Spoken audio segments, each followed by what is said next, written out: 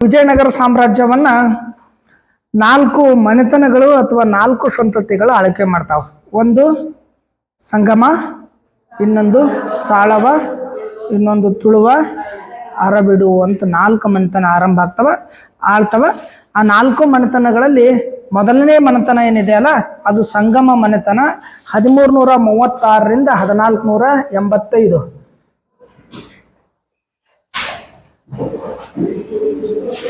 ಹದಿಮೂರ್ನೂರ 1336ರಿಂದ 1485.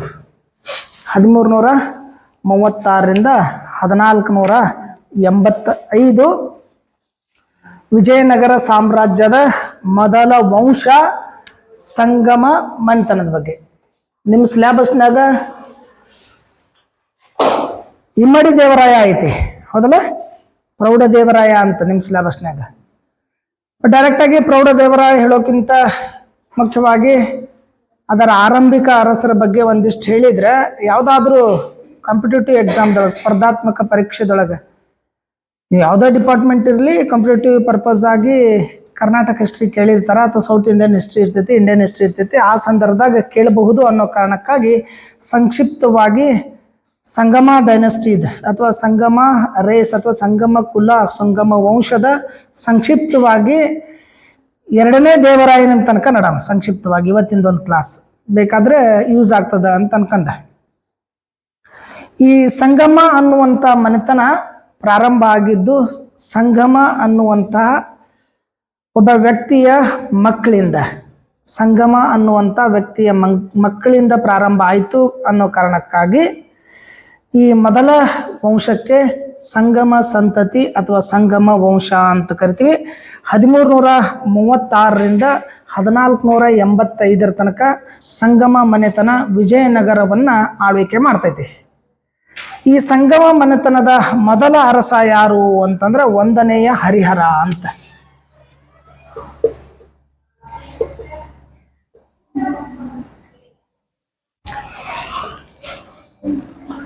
1336ರಿಂದ ಹಿಡ್ಕೊಂಡು 1356 ತನಕ ಇವನ ಕಾಲ. 1336ರಿಂದ 1356 1ನೇಯ ಹರಿಹರನ ಕಾಲ. ಹಾಗಾದ್ರೆ 1ನೇ ಹರಿಹರ ಈ ಸಂಗಮ ವಂಶದ ಸ್ಥಾಪಕ ಏನು, ವಿಜಯನಗರದ ಸಾಮ್ರಾಜ್ಯದ ಅಥವಾ ವಿಜಯನಗರ ಮನೆತನದ ಪೂರ್ವಜ ಏನು ಅಂತ. ಈ 1ನೇಯ ಹರಿಹರ ಮತ್ತ ಇವನ ಸಹೋದರ ಒಬ್ಬ ಇರ್ತಾನ, ಬುಕ್ಕ ಅಂತ. ಇವನ ಸಹೋದರ ಬುಕ್ಕ ಅಂತ ಇರ್ತಾನ, ಇವನ್ ಸಹೋದರ ಇವ. ಇವರಿಬ್ರು ಕೂಡ್ಕೊಂಡು ಪ್ರಾರಂಭ ಮಾಡ್ತಾರ. ಆದ್ರ ಅರಸ 1ನೇ ಹರಿಹರ ಇರ್ತಾನ. ಇಬ್ಬರು ಕೂಡ್ಕೊಂಡು ಪ್ರಾರಂಭ ಮಾಡ್ತಾರ. ಆದ್ರ ಅಧಿಕಾರಕ್ಕೆ ಇರ್ತಕ್ಕಂಥ 1ನೇ ಹರಿಹರ. ಇವರಿಬ್ಬರಿಗೂ ಸಪೋರ್ಟ್ ಆಗಿ 3 ಜನ ಇರ್ತಾರ. ಇವರಿಬ್ಬರಿಗೂ ಸಪೋರ್ಟ್ ಆಗಿ ಕಂಪಣ್ಣ, ಮಾರಪ್ಪ ಮತ್ತು ಮುದ್ದಪ್ಪ. ಕಂಪಣ್ಣ, ಮಾರಪ್ಪ, ಮುದ್ದಪ್ಪ, ಇವ್ರು 3 ಜನ ಇರ್ತಾರ. ಅಂದ್ರೆ ಪ್ರಮುಖವಾಗಿ ಈ ಹರಿಹರ ಮತ್ತು ಬುಕ್ಕ ಇವ್ರು ಇಂಪಾರ್ಟೆಂಟ್. ಇವರಿಗೆ ಸಪೋರ್ಟ್ ಆಗಿ ಈ 3 ಜನ ಇದ್ರು. ಒಟ್ಟಿನೊಳಗೆ 5 ಜನ ಕೂಡ್ಕೊಂಡು ಈ ಸಂಗಮ ಅನ್ನುವಂಥವನ ಮಕ್ಕಳವರು. 5 ಜನ ಸಂಗಮನ ಮಕ್ಕಳು. ಅದಕ್ಕೆ ತಾವು ಆರಂಭಿಸುವಂಥ ರಾಜ್ಯಕ್ಕೆ, ಮನೆತನಕ್ಕೆ ಅಥವಾ ತಾವು ಪ್ರಾರಂಭಿಸಿರ್ತಕ್ಕಂಥ ಆಳ್ವಿಕೆಗೆ ಸಂಗಮ ವಂಶದ ಸಂಗಮ ಮನೆತನದ ಆಳ್ವಿಕೆ ಅಂತ ಕರೆದ್ರು. ನ್ಯೂನೀಸ್ ಕೇಳಿರಲ್ಲ ಹೆಸರು? ನ್ಯೂನೀಸ್ ಅನ್ನುವಂಥ ಒಬ್ಬ ಇತಿಹಾಸಕಾರ ಹೇಳ್ತಾನ, ನ್ಯೂನೀಸ್ ಅಂತೇಳಿ. ನ್ಯೂನೀಸ್ ಅನ್ನುವಂಥ ಒಬ್ಬ ಇತಿಹಾಸಕಾರ ಹೇಳ್ತಾನ, ಹರಿಹರ ಅಂತೇನಿದ್ದಾನಲ್ಲ 1ನೇ ಹರಿಹರ, ಅವನಿಗೆ ದೇಹೋ ರಾವ್ ಅಂತ ಕರಿತಾ ಇದ್ರು ಅಂತ. ಇವನಿಗೆ 1ನೇ ಹರಿಹರಗ ದೇಹೋ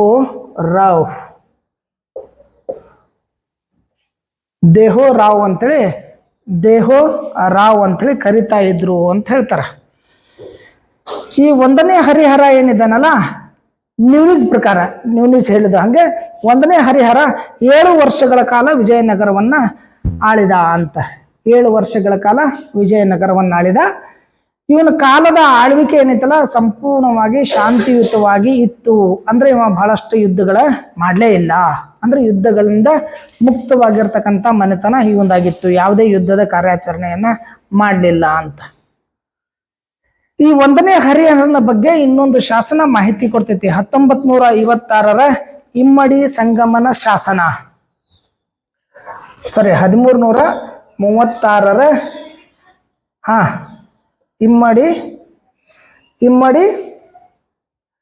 1336 ಇಮ್ಮಡಿ ಸಂಗಮನ ಶಾಸನ ಅಂತ.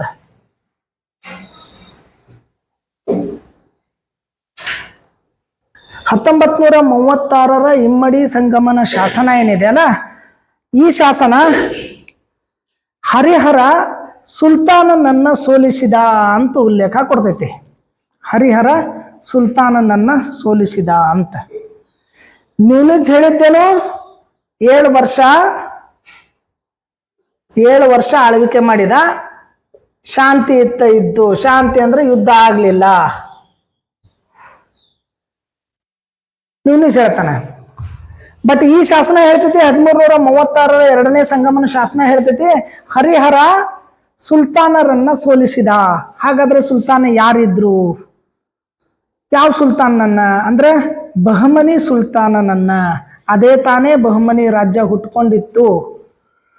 ಅಲ್ಲಾವುದ್ದೀನ್ ಹಸನ್ ಗಂಗು ಬಹಮನ್ ಶಾ, ಅಲ್ಲಾವುದ್ದೀನ್ ಹಸನ್ ಗಂಗು ಜಫರ್ ಖಾನ್ ಬಹಮನ್ ಶಾ, ಅದೇ ತಾನೇ ಹುಟ್ಟುಕೊಂಡ ಬಹಮನಿ ಸಾಮ್ರಾಜ್ಯ ಇತ್ತು. ಅದಕ್ಕೆ ಆ ಬಹಮನಿ ಸುಲ್ತಾನರ ಜೊತೆ ಹೋರಾಟ ಮಾಡ್ತಾನ ಅನ್ನೋ ಉಲ್ಲೇಖ 1356 ಶಾಸನ ಹೇಳ್ತೈತಿ. 1356 ಶಾಸನ ಹೇಳ್ತೈತಿ.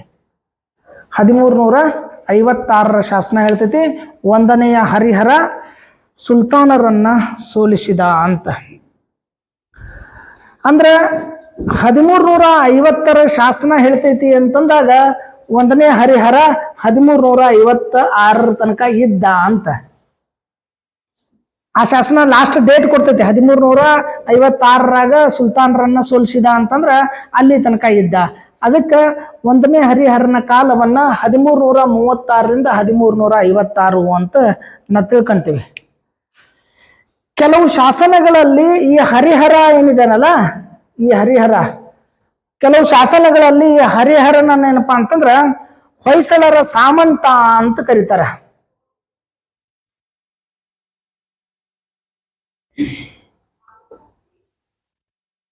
ಅಂದ್ರೆ 1ನೇ ಹರಿಹರ ಹೊಯ್ಸಳರ ಸಾಮಂತ ಅರಸಾಗಿದ್ದ. ಸಾಮಂತ ಅಂದ್ರೆ ಹೊಯ್ಸಳರ ಆಧಿಪತ್ಯವನ್ನ ಒಪ್ಪಿಕೊಂಡು ಆಳ್ವಿಕೆ ಮಾಡ್ತಕ್ಕಂಥ ಒಂದು ಸಣ್ಣ ಪ್ರದೇಶದ ಅರಸ ಆಗಿದ್ದ, ಹೊಯ್ಸಳರ ಸಾಮಂತ ಆಗಿದ್ದ ಅಂತೇಳಿ ಕೆಲವು ಶಾಸನಗಳು ಹೇಳ್ತಾರ. ಹರಿಹರ ಏನಪ್ಪಾ ಅಂತಂದ್ರ ಸ್ವತಂತ್ರವಾಗಿರ್ತಕ್ಕಂಥ ಸೈನ್ಯವನ್ನ ಹೊಂದಿದ್ದ. ಅಂಗ ಕಳಿಂಗ ಅನ್ನುವಂಥ ಪ್ರದೇಶಗಳನ್ನ ಗೆದ್ದುಕೊಂಡಿದ್ದ ಅಂತ ಕೆಲವು ಶಾಸನಗಳು ಹೇಳ್ತಾರೆ. ಅಂಗ ಮತ್ತು ಕಳಿಂಗ ಅನ್ನುವಂಥ ಪ್ರದೇಶಗಳನ್ನ ಗೆದ್ದುಕೊಂಡಿದ್ದ ಅಂತ ಕೆಲವು ಶಾಸನಗಳು ಹೇಳ್ತಾರೆ. ಈ ಹರಿಹರ ತನ್ನ ಸಾಮ್ರಾಜ್ಯ ಕಟ್ಟಾಕ, ವಿಜಯನಗರ ಸಾಮ್ರಾಜ್ಯ ಕಟ್ಟಾಕ ಸ್ಫೂರ್ತಿಯಾಗಿರುವಂತಹ ಮತ್ತು ಸಹಾಯ ನೀಡಿರುವಂತಹ ವ್ಯಕ್ತಿ ಯಾರು? ವಿದ್ಯಾರಣ್ಯರ ನೆನಪಿಗಾಗಿ ವಿದ್ಯಾರಣ್ಯರ ಹೆಸರಿನೊಳಗ ಒಂದು ದೇವಸ್ಥಾನವನ್ನ ಕಟ್ತಾನ ಅಂತ ಹಂಪಿ ಒಳಗೆ. ಯಾವುದು?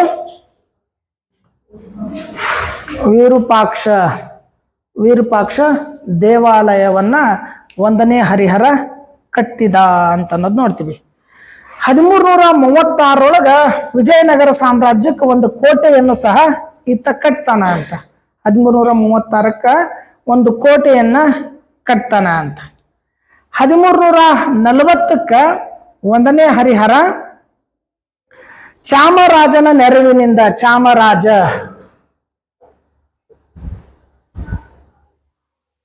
1340 ಬಾದಾಮಿ ಒಳಗ 1340 ಚಾಮರಾಜನ ನೆರವಿನಿಂದ ಬಾದಾಮಿ ಒಳಗ ಒಂದು ಕೋಟೆಯನ್ನ 1ನೇ ಹರಿಹರ ಕಟ್ಟಿದ ಅಂತ. ಇಷ್ಟು 1ನೇ ಹರಿಹರ ಅಂತ. 1ನೇ ಹರಿಹರ ಮತ್ತು ಬುಕ್ಕ ಇಬ್ಬರು ಕೂಡ್ಕೊಂಡು ಹರಿಹರ ಅರಸ ಆಗಿದ್ದ ಸಂಗಮ ವಂಶವನ್ನ ಪ್ರಾರಂಭ ಮಾಡ್ತಾನೆ. 3 ಜನ ಸಹೋದರರು ಕಂಪಣ್ಣ, ಮಾರಪ್ಪ ಮತ್ತು ಮುದ್ದಪ್ಪ. ಇವರು 3 ಜನ ಇವರಿಬ್ಬರಿಗೆ ಸಹಾಯ ಮಾಡ್ತಾರೆ. ವಿದ್ಯಾರಣ್ಯರ ಸಹಾಯದಿಂದ ವಿಜಯನಗರ ಸಾಮ್ರಾಜ್ಯವನ್ನ ಸ್ಥಾಪನೆ ಮಾಡ್ತಾನೆ. ನ್ಯೂನ್ಯೂಸ್ ಹೇಳ್ತಾನ, ಇವನಿಗೆ ದೇಹೋರಾವ್ ಅನ್ನುವಂಥ ಬಿರುದಿತ್ತು. ಇವ 7 ವರ್ಷಗಳ ಕಾಲ ಆಳ್ವಿಕೆ ಮಾಡಿದ. ಬಹಳ ಶಾಂತ ರೀತಿಯಿಂದ ಆಳ್ವಿಕೆ ಮಾಡಿದ, ಯುದ್ಧಗಳನ್ನ ಮಾಡಲಿಲ್ಲ ಅಂತೇಳಿ. ಬಟ್ 1356 ಸಂಗಮನ ಶಾಸನ ಏನ್ ಹೇಳ್ತೈತಿ ಅಂತಂದ್ರೆ, ಈ ಸಂಗಮನ ಶಾಸನ ಇವ ಯುದ್ಧ ಮಾಡಿದ. ಯುದ್ಧದಲ್ಲಿ ಯಾರ ಜೊತೆ ಅಂತಂದ್ರೆ ಸುಲ್ತಾನರನ್ನ ಸೋಲಿಸಿದ. ಆ ಸಂದರ್ಭದಲ್ಲಿ ಸುಲ್ತಾನರು ಬಹಮನಿ ಸುಲ್ತಾನರು ಇದ್ರು. ಬಹಮನಿ ಸುಲ್ತಾನರನ್ನ ಸೋಲಿಸಿದ ಅನ್ನುವಂಥ ಉಲ್ಲೇಖ ಶಾಸನ ಕೊಡ್ತೈತಿ. ಇದ್ರ ಜೊತೆ ಇನ್ನು ಕೆಲವು ಶಾಸನ ಅಂಗ ಮತ್ತು ಕಳಿಂಗವನ್ನು ಸಹ ಗೆದ್ಕೊಂಡಿದ್ದ ಅನ್ನೋದನ್ನ ತೋರಿಸ್ತೈತಿ. ಇದ್ರ ಜೊತೆ ಕೆಲವು ಸಂದರ್ಭದೊಳಗೆ ಏನಪ್ಪಾ ಅಂದ್ರೆ ಕೆಲವು ಶಾಸನ ಇವ ಹರಿಹರ ವಿದ್ಯಾರಣ್ಯರ ಸಹಾಯದಿಂದ ಸಾಮ್ರಾಜ್ಯ ಕಟ್ಟಿದ್ದ ಅನ್ನೋ ಕಾರಣಕ್ಕಾಗಿ ವಿದ್ಯಾರಣ್ಯರ ನೆನಪಿಗಾಗಿ ಸ್ಮರಣಾರ್ಥವಾಗಿ ಹಂಪಿ ಒಳಗೆ ವಿರೂಪಾಕ್ಷ ಅನ್ನುವಂಥ ದೇವಾಲಯವನ್ನ ನಿರ್ಮಿಸಿದ ಅನ್ನೋದು, ಮತ್ತು ಏನಪ್ಪಾ ಅಂದ್ರೆ ವಿಜಯನಗರ ಸಾಮ್ರಾಜ್ಯಕ್ಕೆ 1336 ಕೋಟೆಯನ್ನ ಕಟ್ಟಕ್ ಪ್ರಾರಂಭಿಸಿದ ಅನ್ನೋದು.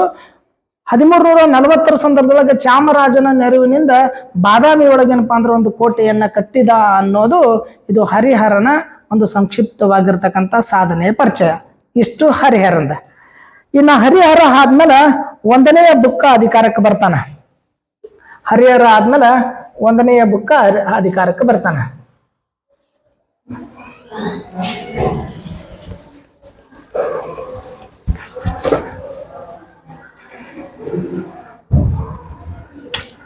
ಹದಿಮೂರುನೂರ 1336ರಿಂದ 1356 1ನೇ ಬುಕ್ಕರಾಯ 1357ರಿಂದ 1357ರಿಂದ ಅಥವಾ 56ರಿಂದ 1377 56 57 ನಡೀತೈತಿ, 56 ನಡೀತೈತಿ. 1356ರಿಂದ 1377 ತನಕ 1ನೇಯ ಬುಕ್ಕ ಅಥವಾ 1ನೇಯ ಬುಕ್ಕರಾಯ. ರಾಯ ಅಂದ್ರ ಒಡೆಯ, ಅರಸ, ಮಾಲೀಕ, ಯಜಮಾನ ಅಂತ ಕರಿತೀವಿ. 1ನೇಯ ಬುಕ್ಕರಾಯ 1356ರಿಂದ 1377 ತನಕ ಆಳ್ವಿಕೆಯನ್ನ ಮಾಡ್ತಾನ. ಹರಿಹರನಿಗೆ ಅಧಿಕಾರ ನಡೆಸೋದ್ರೊಳಗೆ ಕೈ ಜೋಡಿಸಿರ್ತಕ್ಕಂಥವ. ಇಬ್ರು ಕೂಡ್ಕೊಂಡಿದ್ದವರು. ಆರಂಭದಾಗ ಒಂದಿಷ್ಟು ವರ್ಷ ಹರಿಹರ ಆಳ್ವಿಕೆ ಮಾಡ್ತಾನ. ಹರಿಹರನಿಗೆ ಮಕ್ಕಳು ಇಲ್ಲದೆ ಇರೋ ಕಾರಣಕ್ಕಾಗಿ, ಹರಿಹರನಿಗೆ ಮಕ್ಕಳು ಇರೋದಿಲ್ಲ, ಮಕ್ಕಳು ಇಲ್ಲದೆ ಇರೋ ಕಾರಣಕ್ಕಾಗಿ ತನ್ನ ಸಹೋದರನನ್ನೇ ಅವ ಉತ್ತರಾಧಿಕಾರಿ ಅಂತ ಹರಿಹರ ನೇಮಕ ಮಾಡ್ಕೊಂತಾನ. ಅವನ ಸಹೋದರ ದೊಡ್ಡವ ಯಾರಂದ್ರೆ ಬುಕ್ಕ. ಅವನ ನಂತರ ಬುಕ್ಕ ಬರ್ತಾನ, ಅವನನ್ನ ತನ್ನ ಉತ್ತರಾಧಿಕಾರಿ ಅಂತ ನೇಮಕ ಮಾಡ್ಕೊಂತಾನ. ಇವ ಸಂಗಮ ಮತ್ತು ಶಾರದಾ ಅನ್ನೋದು ಇವ್ರ ತಂದೆ ತಾಯಿ. ಸಂಗಮ ಮತ್ತು ಶಾರದಾ, ಸಂಗಮ ಮತ್ತು ಶಾರದಾ ತಂದೆ ತಾಯಿ. ಸಂಗಮ ಮತ್ತು ಶಾರದಾ. ಹಾಗಾದ್ರೆ ಈ ಹರಿಹರನ ತಂದೆ ತಾಯಿ ಬಗ್ಗೆ ಕೇಳಿದ್ರು, ಹರಿಹರನ ತಂದೆ ಸಂಗಮ, ಬಟ್ ತಾಯಿ ಬಗ್ಗೆ ಉಲ್ಲೇಖಗಳಿಲ್ಲ. ಯಾಕಂತಂದ್ರೆ ಒಬ್ಬ ಅರಸನಿಗೆ ಏನಪ್ಪಾ ಅಂತಂದ್ರೆ ರಾಣಿಯರು ಇರ್ತಿದ್ರೆ, ಪಟ್ಟದ ರಾಣಿ, ಕಿರಿ ರಾಣಿ, ಅದಕ್ಕಿಂತ ಸಣ್ಣ ರಾಣಿ, ಅರಮನೆಗೊಂದು ರಾಣಿ, ಹಿಂಗ ರಾಣಿಗರು ಇರ್ತಿದ್ರು. ಅದಕ್ಕೆ ಬಹುಶಃ ಹಾಗೇನು ಗೊತ್ತಿಲ್ಲ. 1ನೇಯ ಬುಕ್ಕನ ತಾಯಿ ಶಾರದೆ ಅಂತ ಉಲ್ಲೇಖ ಐತಿ, ಬಟ್ ಹರಿಹರನ ತಾಯಿಯ ಬಗ್ಗೆ ಉಲ್ಲೇಖ ಅಸ್ಪಷ್ಟ ಇರಬಹುದು ಸಂಶೋಧನಾತ್ಮಕವಾಗಿರ್ತಕ್ಕಂಥ ಕೃತಿಗಳನ್ನ ನೋಡಿದ್ರೆ. ಸಂಗಮ ಮತ್ತು ಶಾರದೆಯ ಮಗ ಆಗಿರ್ತಕ್ಕಂಥ ಬುಕ್ಕನನ್ನ ಹರಿಹರ ತನಗ ಮಕ್ಕಳ ಆಗದೇ ಇರೋ ಕಾರಣಕ್ಕಾಗಿ ತನ್ನ ಉತ್ತರಾಧಿಕಾರಿ ಅಂತ ನೇಮಕ ಮಾಡ್ತಾನೆ. ಅವನನ್ನೇ ಮುಂದೆ ವಿಜಯನಗರದ ಅರಸ ಅಂತ ಘೋಷಣೆ ಮಾಡ್ಕೊಂತಾನೆ. 1356 1355 ಶಾಸನ, 1355 ಶಾಸನ ಅಲ್ಲಿ ಸಿಕ್ಕಿರ್ತಕ್ಕಂಥದ್ದು. 1355 ಶಾಸನ ಈ ಬುಕ್ಕ ಅನ್ನುವಂಥವ ಏನದಲ್ಲ, ಬುಕ್ಕರಾಯ ಅನ್ನುವಂಥವ ರತ್ನ ಖಚಿತವಾಗಿರುವ ಸಿಂಹಾಸನದ ಮೇಲೆ ವಿಜಯನಗರವನ್ನ ಆಳ್ತಾ ಇದ್ದ ಅಂತ ಹೇಳ್ತಾರೆ. 1355 ಶಾಸನ ಏನ್ ಕೊಡ್ತೈತಿ? ರತ್ನ ಖಚಿತವಾದ ಸಿಂಹಾಸನದ ಮೇಲೆ ಕುಳಿತುಕೊಂಡು ವಿಜಯನಗರವನ್ನ ಆಳ್ತಾ ಇದ್ದ ಬುಕ್ಕರಾಯ ಅಂತೇಳಿ ಆ ಶಾಸನ ಏನಪ್ಪಾ ಅಂದ್ರ ಬುಕ್ಕನ ಬಗ್ಗೆ ತಿಳಿಸ್ತೈತಿ, ಬುಕ್ಕರಾಯನ ಬಗ್ಗೆ ತಿಳಿಸ್ತೈತಿ. ಇದೇ ಅವಧಿಯೊಳಗೆ ವಿಜಯನಗರ ಸಾಮ್ರಾಜ್ಯ ಒಂದು ಬಲಿಷ್ಠವಾಗಿರ್ತಕ್ಕಂಥ ಸಾರ್ವಭೌಮ ಸಾಮ್ರಾಜ್ಯದ ಲಕ್ಷಣಗಳನ್ನ ಹೋಲುವಂಗ ಪ್ರಾರಂಭ ಆಯಿತು. ರತ್ನ ಖಚಿತವಾದ ಸಿಂಹಾಸನ ಅಂದ್ರೆ ಸಂಪತ್ತು ಭರಿತವಾಗಿರ್ತಕ್ಕಂಥ ಸಾಮ್ರಾಜ್ಯ ಅಂತ. ಯಾವ ಸಾಮ್ರಾಜ್ಯ ಸಂಪತ್ತು ಭರಿತ ಆಗಿರ್ತಿತ್ತೋ ಆ ಸಾಮ್ರಾಜ್ಯ ಬಹಳಷ್ಟು ಬಲಿಷ್ಠ ಆಗಿರ್ತದ ಅಂತೇಳಿ. ಅವಾಗ ಏನ್ ಮಾಡ್ತಾನಪ್ಪ ಅಂತಂದ್ರ ಒಂದನೆಯ ಬುಕ್ಕರಾಯ ತನ್ನ ದಿಗ್ವಿಜಯ ನೀತಿಯನ್ನ ಆರಂಭ ಮಾಡ್ತಾನ. ಅವಾಗನೇ ರತ್ನ ಖಚಿತವಾದ ಸಿಂಹಾಸನ ಪಡ್ಕೊಂತಾನೆ. ಯಾಕಂದ್ರೆ ಯುದ್ಧ ಮಾಡ್ಲಿಲ್ಲ ಅಂತಂದ್ರೆ, ಸಂಪತ್ತು ಪಡ್ಕೊಳ್ಳಿಲ್ಲ ಅಂತಂದ್ರೆ, ಪ್ರದೇಶ ವಿಸ್ತಾರ ಮಾಡ್ಲಿಲ್ಲ ಅಂತಂದ್ರೆ ಏನಪ್ಪಾ ಅಂದ್ರೆ ರತ್ನ ಖಚಿತವಾಗಿರ್ತಕ್ಕಂಥ ಸಿಂಹಾಸನ ಪಡ್ಯಕ್ ಆಗದೇ ಇಲ್ಲ. ಅದಕ್ಕೇನ್ ಮಾಡ್ತಾನ ಅಂತಂದ್ರ ಅವ ದಿಗ್ವಿಜಯ ನೀತಿಯನ್ನ ಆರಂಭ ಮಾಡ್ತಾನೆ. ಯಾರು? ಒಂದನೆಯ ಬುಕ್ಕರಾಯ. ಮೊದಲೇದ ಒಂದು ದಿಗ್ವಿಜಯ ಅಂದ್ರೆ, ದಿಗ್ವಿಜಯ ಅಂತಂದ್ರೆ ದೊಡ್ಡ ವಿಜಯ ಅಂತ ಅರ್ಥ. ದಿಗ್ವಿಜಯ ನೀತಿ ಅಂದ್ರೆ ಗೆಲ್ಲುವ ನೀತಿ ಅಂತ, ಸೋಲುವ ನೀತಿ ಅಲ್ಲ. ದಿಗ್ವಿಜಯ ಅಂದ್ರೆ ದೊಡ್ಡ ವಿಜಯ ಅಥವಾ ಗೆಲ್ಲುವ ನೀತಿ ಅಂತ. ಮೊದಲು ಮಾಡಿದ್ದೇನು ಅಂತಂದ್ರೆ ತಮಿಳು ರಾಜ್ಯದ ಮೇಲೆ ದಾಳಿ ಮಾಡ್ತಾನ. 1359ರಿಂದ 63. ತಮಿಳು ರಾಜ್ಯದ ಮೇಲೆ ದಾಳಿ 1359ರಿಂದ 63. ತಮಿಳು ರಾಜ್ಯದ ಮೇಲೆ ದಾಳಿ ಮಾಡ್ತಾನ. ಫಸ್ಟ್ ಮಾಡಿದ್ದವ ದಾಳಿ. ಈ ಉತ್ತರ ತಮಿಳು ರಾಜ್ಯ ಅಂದ್ರೆ ಯಾವ ಪ್ರದೇಶ ಇರ್ತೈತಿ ಅಂತಂದ್ರೆ ಉತ್ತರ ಅರ್ಕಾಟ್ ಅಂತ ಪ್ರದೇಶ ಇರ್ತೈತಿ. ಉತ್ತರ ಅರ್ಕಾಟ, ಚಂಗಲಪೇಟೆ ಮತ್ತು ದಕ್ಷಿಣ ಅರ್ಕಾಟ. ಉತ್ತರ Arcot, north Arcot and south Arcot and Chengalpet ಇವು ಕುಡ್ಕೊಂಡಿರ್ತಕ್ಕಂಥದ್ದು ಒಂದು ಭಾಗ. ರಾಜಗಂಭೀರ ಅನ್ನುವಂತ ರಾಜ್ಯ ಅದು. ರಾಜಗಂಭೀರ ಆ ರಾಜ್ಯದ ಹೆಸರು ಅದು. ರಾಜಗಂಭೀರ ಅನ್ನುವಂತ ರಾಜ್ಯ ಆಯ್ತಾ. ಇಲ್ಲಿ ಸಂಭವರಾಯ ಅಂತ ಅರಸಿರ್ತಾನೆ.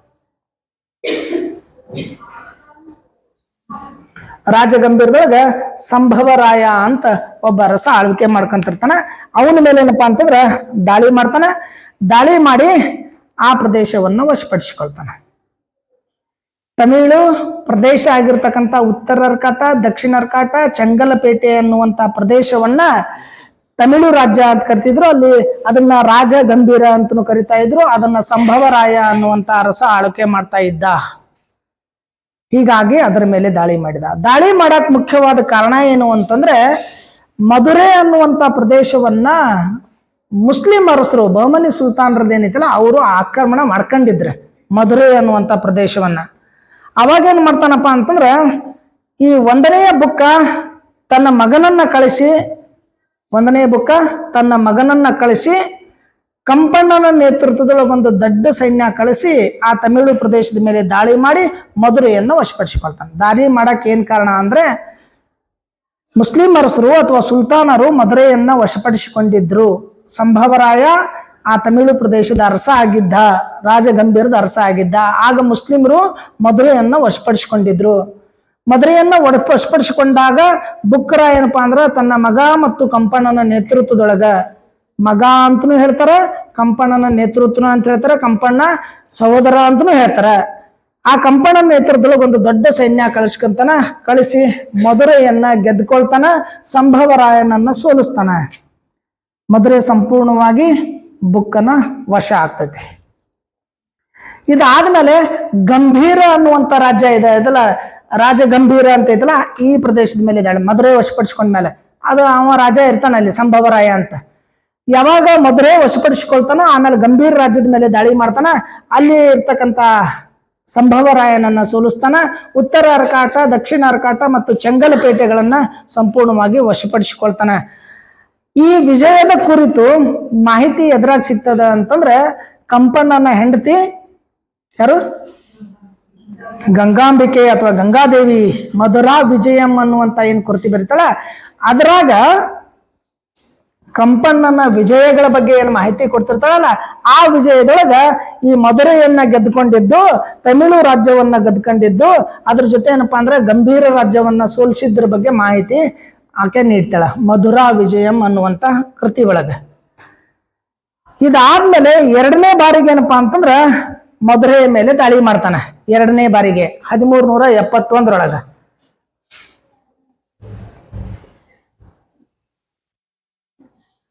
1371 ಎರಡನೇ ಬಾರಿ ಮಧುರೆ ಮೇಲೆ ದಾಳಿ ಮಾಡ್ತಾನೆ. ಒಂದು ಸಂದರ್ಭದಲ್ಲಿ ದೆಹಲಿ ಸುಲ್ತಾನರು ಮಧುರೆಯ ಮೇಲೆ ದಾಳಿ ಮಾಡಿದಾಗ, ಒಂದು ಸಂದರ್ಭದಲ್ಲಿ ಮಧುರೆಯನ್ನ ದೆಹಲಿ ಸುಲ್ತಾನರು ವಶಪಡಿಸಿಕೊಂಡಾಗ ದಾಳಿ ಮಾಡಿದಾಗ ಬುಕ್ಕ ತನ್ನ ಮಗನನ್ನ ಕಂಪನರಾಯನ ನೇತೃತ್ವದ ಸೈನ್ಯವನ್ನ ಕಳಿಸಿ ಮಧುರೆಯನ್ನ ವಶಪಡಿಸಿಕೊಂಡಿದ್ದ. ಇದಾದ್ಮೇಲೆ ಎರಡನೇ ಬಾರಿಗೆ 1371 ಸಂದರ್ಭದಾಗ ಹಸನ್ ಗಂಗು ಏನಪ್ಪಾ ಅಂತಂದ್ರ ಹಸನ್ ಗಂಗು ಬಹಳಷ್ಟು ಬಲಿಷ್ಠ ಆಗಿರ್ತಾನ. 1371 ಸಂದರ್ಭದೊಳಗ ಹಸನ್ ಗಂಗು ಮಧುರೆಯ ರಾಜಕೀಯವನ್ನ ತನ್ನ ಹತೋಟಿ ಒಳಗೆ ತಗೊಂಡ್ಕೊಳ್ತಾನ. ಅಂದ್ರೆ ವಿಜಯನಗರದ ಗೆದ್ಕೊಂಡಿರ್ತೈತಿ. ಹಿಂಗ ಇಡೀ ಯುದ್ಧದೊಳಗೆ ಹೆಂಗಾಗ್ತದ ಅಂದ್ರೆ ವಿಜಯನಗರ ಮತ್ತು ಬಹುಮನಿ ಸುಲ್ತಾನರು ಮತ್ತು ಬಿಜಾಪುರ ಆದಿಲ್ಶಾಹಿ ಒಂದು ಸಂದರ್ಭದಾಗ ಹಿಂಗ ಹೋಗಿ ಗೆದ್ಕೊಳ್ಳೋದು, ವಾಪಸ್ ಅವ್ರಿಗೆ ಗೆದ್ದು ಮನೆಗೆ ಹೋಗೋಟ್ರೊಳಗೆ ಮತ್ತೆ ಇವು ವಶಪಡಿಸ್ಕೊಳ್ಳೋದು, ಇದು ನಿರಂತರವಾಗಿ ನಡೀತಾ ಇತ್ತು. ಯಾವುದು ಅಂತಂದ್ರೆ ಮಧುರೆ ಮತ್ತು ರಾಯಚೂರು ದೋವಾಬ ಈ ಎರಡು ಪ್ರದೇಶಗಳು ಕಂಪಲ್ಸರಿ ಹಿಂಗೆ ಆಗ್ತಿತ್ತು. ಇಲ್ಲಿ ವಿಜಯನಗರವು ಮಧುರೆಯನ್ನ ಗೆದ್ಕೊಂಡು ವಾಪಸ್ ಬಂದ್ರು. ವಾಪಸ್ ಬಂದ ಮೇಲೆ ಹಸನ್ ಗಂಗು ಬಲಿಷ್ಠ ಆಗಿದ್ದ ಮತ್ತು ಮಧುರೆಯನ್ನ ವಶಪಡಿಸಿಕೊಂಡ. ಹಸನ್ ಗಂಗುನ ಆಳ್ವಿಕೆ ಸಂದರ್ಭದೊಳಗೆ ಮಧುರೆ ಅವನ ಅಧೀನಕ್ಕೆ ಒಳಪಟ್ಟಿತ್ತು. ಅವನ ಅಧೀನಕ್ಕೆ ಒಳಪಟ್ಟಿದ್ರಿಂದ ಏನಪ್ಪಾ ಅಂತಂದ್ರ ಅಲ್ಲಿ ಸಂಪೂರ್ಣವಾಗಿ ರಾಜಕೀಯ, ಸಾಮಾಜಿಕ, ಆರ್ಥಿಕ, ಧಾರ್ಮಿಕ, ಸಾಂಸ್ಕೃತಿಕ ಎಲ್ಲ ಕ್ಷೇತ್ರಗಳು ಹಿಂದುಳಿದಿದ್ದು ಜನರು ಬಹಳಷ್ಟು ನೋವನ್ನ ಅನುಭವಿಸಾಕತ್ತಿದ್ರು. ಆಗ ಜನರ ಅಪೇಕ್ಷೆಯ ಮೇರೆಗೆ ಏನಪ್ಪಾ ಅಂತಂದ್ರ ಜನರ ಅಪೇಕ್ಷೆಯ ಮೇರೆಗೆ ಆ ಸಂದರ್ಭದೊಳಗ ಬುಕ್ಕರಾಯ ತನ್ನ ಸೈನ್ಯವನ್ನ ಕಳಿಸ್ತಾನ. ಸೈನ್ಯವನ್ನ ಕಳಿಸಿ ಆ ಮಧುರೆ ಪ್ರದೇಶವನ್ನ ರಕ್ಷಿಸ್ತಾನೆ. ಆ ಮಧುರೆ ಪ್ರದೇಶವನ್ನ ರಕ್ಷಿಸಿ ಆ ಮಧುರೆ ಒಳಗ ರಂಗನಾಥ ಅನ್ನುವಂತ ದೇವರನ್ನ ಸ್ಥಾಪನೆ ಮಾಡ್ತಾನೆ.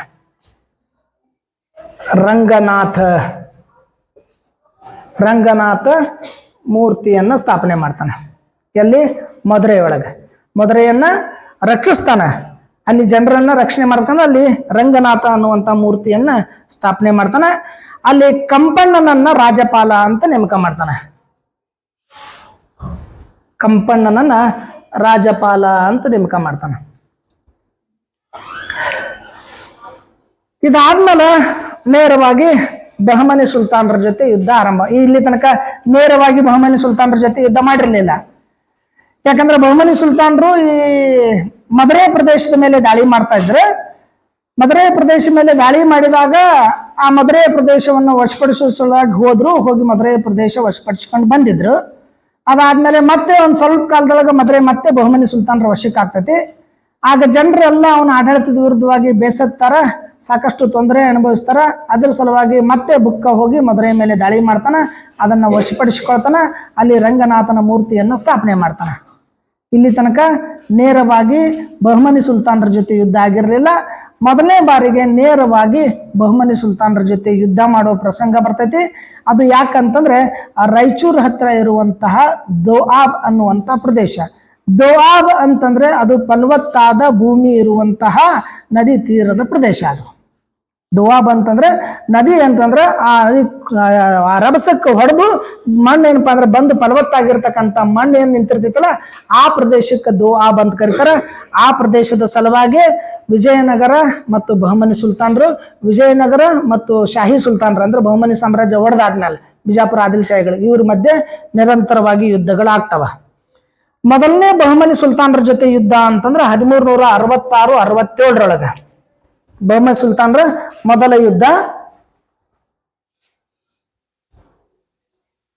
1366-67 ಮೊದಲನೇ ಯುದ್ಧ. 1366-67 ಮೊದಲನೇ ಯುದ್ಧ ಆಗ್ತದೆ. ಈ ಬಹುಮನಿ ಸುಲ್ತಾನ ಮೊಹಮ್ಮದ್ ಶಹಾ ಅನ್ನುವಂತ ವಾರಂಗಲ್ ಕೋಟೆಯನ್ನ ಮುತ್ತಿಗೆ ಹಾಕೊಂಡಿರ್ತಾನೆ. ದೊಡ್ಡ ಸೈನ್ಯ ತಗೊಂಡ ವಾರಂಗಲ್ ಕೋಟೆಯನ್ನ ಮುತ್ತಿಗೆ ಹಾಕಿರ್ತಾನ. ಮುತ್ತಿಗೆ ಹಾಕಿ ಸುಮಾರು 50,000 ಸೈನ್ಯವನ್ನ ಕೊಂದಿದ್ದ ಅಂತ ಫೆರಿಸ್ತಾ ಹೇಳ್ತಾನೆ. ಯಾರು? ಮೊಹಮ್ಮದ್ ಶಾ ಅನ್ನುವಂತವ ದೊಡ್ಡ ಸೈನ್ಯ ತಗೊಂಡು ವಾರಂಗಲ್ ಕೋಟೆಯನ್ನ ಮುತ್ತಿಗೆ ಹಾಕಿ 50,000 ಸೈನಿಕರನ್ನ ಕೊಂದಿದ್ದ ಅಂತ ಫರಿಸ್ತಾ ಹೇಳ್ತಾನೆ. ಹಂಗಂದ್ರೆ ಬಹುಮನಿ ಸುಲ್ತಾನ್ರೆ ದೊಡ್ಡ ಸೈನ್ಯ ತಗೊಂಡು ಹೋಗಿ ವಾರಂಗಲ್ ಮೇಲೆ ದಾಳಿ ಮಾಡಿ 50,000 ಸೈನಿಕರನ್ನ ಕೊಂದಿದ್ರು. ಗೆಲುವು ಬಹುಮನಿ ಸುಲ್ತಾನರದಾಗಿತ್ತು.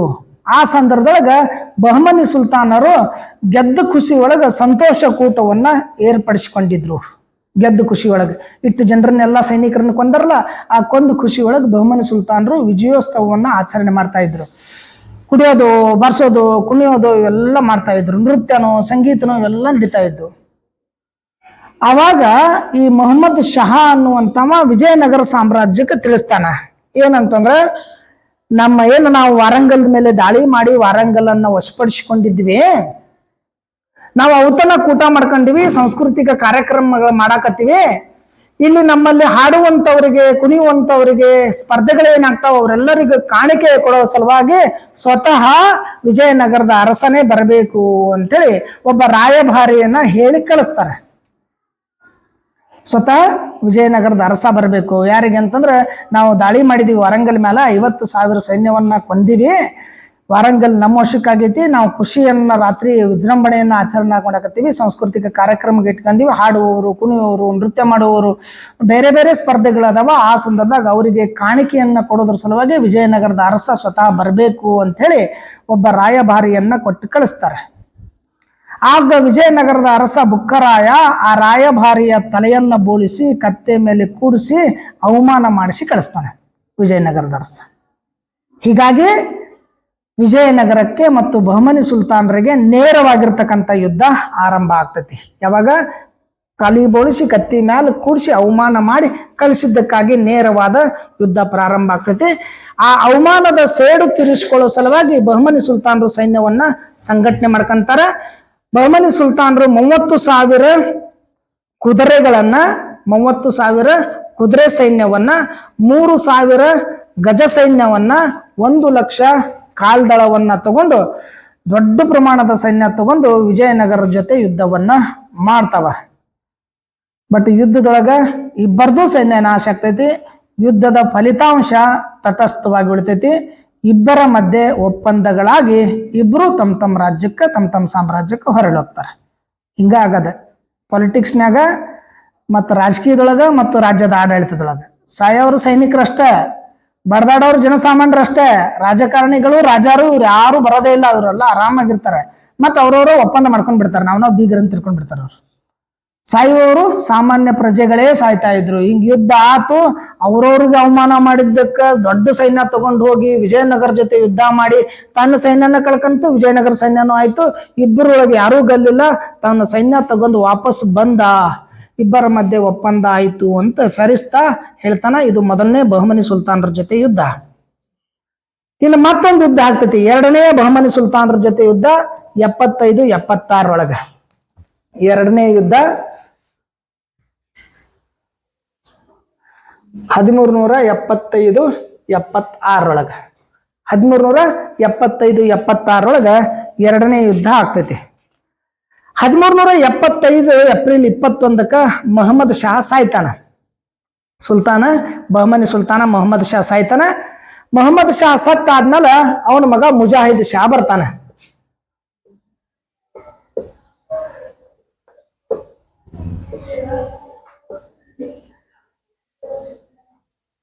ಮುಜಾಹಿದ್ ಶಾ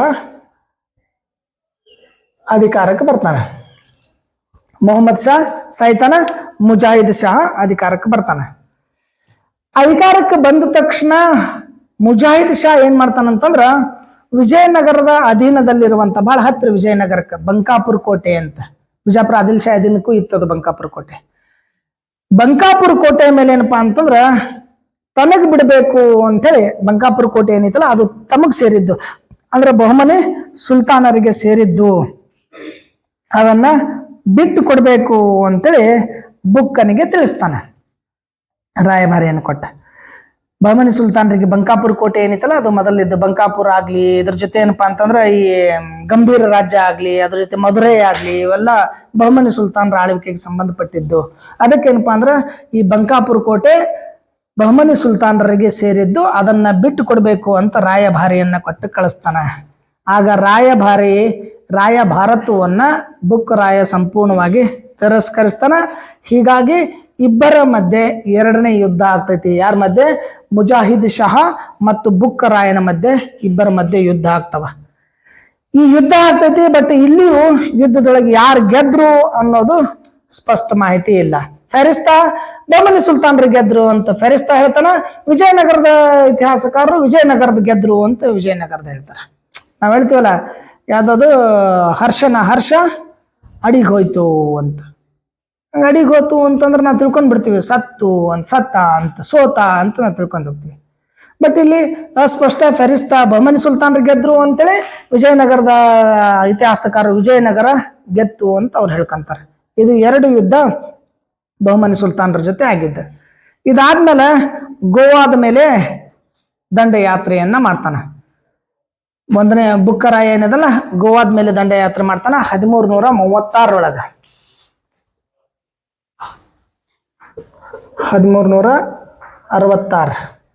1366 ಗೋವಾ ಅಂತಂದಾಗ ನಮ್ಮೆಲ್ಲರಿಗೂ ಏನಪ್ಪಾ ಅಂದ್ರೆ ಗೊತ್ತಾಗೋದು ಪೋರ್ಚುಗೀಸರು ಅಂತ. ಗೋವಾ ಅಂತಂದ್ರ ಪೋರ್ಚುಗೀಸರು ಆಲ್ರೆಡಿ ಬಂದಿದ್ರ, ಪೋರ್ಚುಗೀಸರು ಆಲ್ರೆಡಿ ಇರ್ತಾರೆ. ಬಟ್ ಸಂಪೂರ್ಣವಾಗಿ ಗೋವಾ ಪೋರ್ಚುಗೀಸರ ಅಧೀನದಲ್ಲಿ ಆ ಸಂದರ್ಭದಾಗ ಇರೋದಿಲ್ಲ. ಅದಕ್ಕೆ ಬುಕ್ಕ ಏನ್ ಮಾಡ್ತಾನ ಅಂತಂದ್ರ ತನ್ನ ಸಹೋದರ ಮಾರಪ್ಪನ ನೇತೃತ್ವದೊಳಗ ಒಂದು ದೊಡ್ಡ ಸೈನ್ಯವನ್ನ ಕಳಿಸ್ತಾನ. ಅವನಿಗೆ ಸಪೋರ್ಟ್ ಆಗಿ ಮಾಧವ ಅಂತ ಇರ್ತಾನೆ. ಮಾಧವ ಮತ್ತು ಮಾರಪ್ಪ ಇವರಿಬ್ಬರ ನೇತೃತ್ವದೊಳಗ ಒಂದು ದೊಡ್ಡ ಸೈನ್ಯ ಕಳಿಸಿ ಗೋವಾ ಮತ್ತು ಕೊಂಕಣ ಪ್ರದೇಶಗಳನ್ನ ವಶಪಡಿಸಿಕೊಳ್ಳಕಂತ ಕಳಿಸ್ತಾನೆ. ಗೋವಾ ಮತ್ತು ಕೊಂಕಣ ತೀರ ಪ್ರದೇಶ ಪೋರ್ಚುಗೀಸರು ಬಂದಿದ್ರೆ, ಬಟ್ ಸಂಪೂರ್ಣವಾಗಿ ಗೋವಾ ಅವ್ರ ಅಧೀನದಾಗಿರ್ಲಿಲ್ಲ, ಜಸ್ಟ್ ವ್ಯಾಪಾರ ಅಂತಿತ್ತು.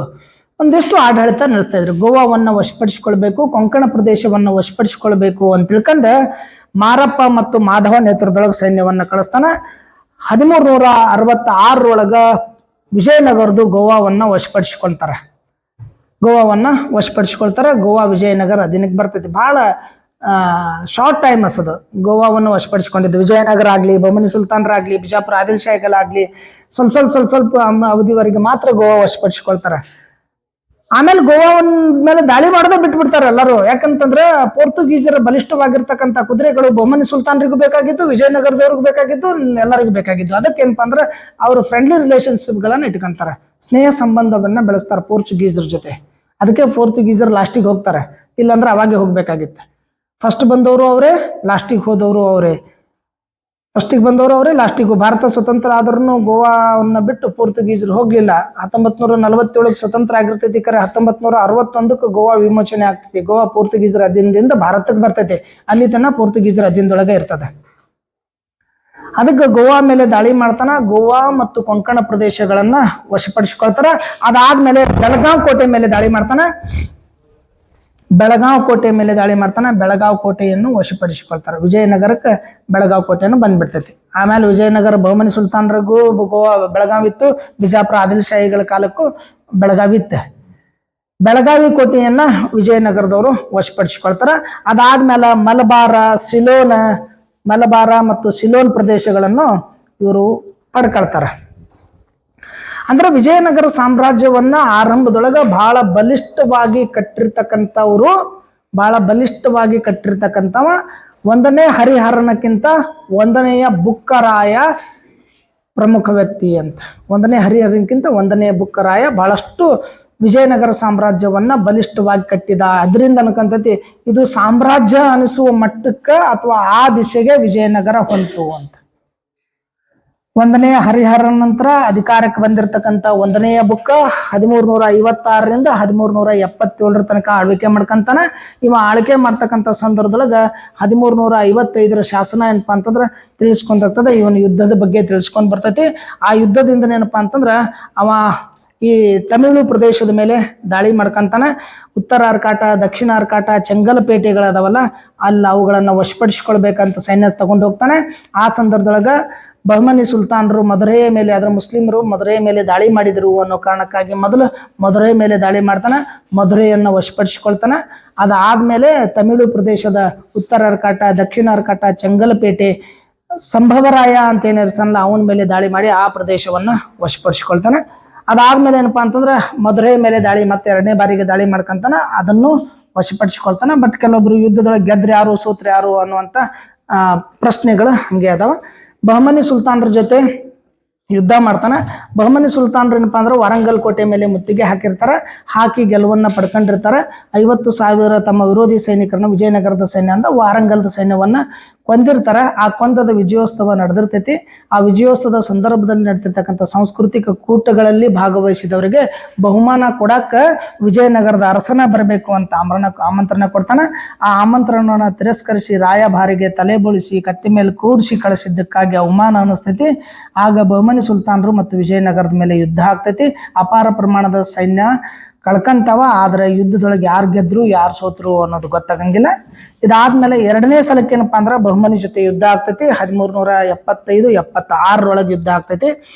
ಮೊಹಮ್ಮದ್ ಶಾ ಸತ್ತಿರ್ತಾನ. ಮೊಹಮ್ಮದ್ ಶಾನ ಮಗ ಮುಜಾಹಿದ್ ಶಾ ಅಂತ ಅಧಿಕಾರಕ್ಕೆ ಬರ್ತಾನೆ. ಅವ ಅಧಿಕಾರಕ್ಕೆ ಬಂದ ತಕ್ಷಣ ಬಂಕಾಪುರ್ ಕೋಟೆ ತಮಗ್ ಸೇರಿದ್ದು ಅಂತ ವಿಜಯನಗರ ಕೇಳ್ತಾನೆ.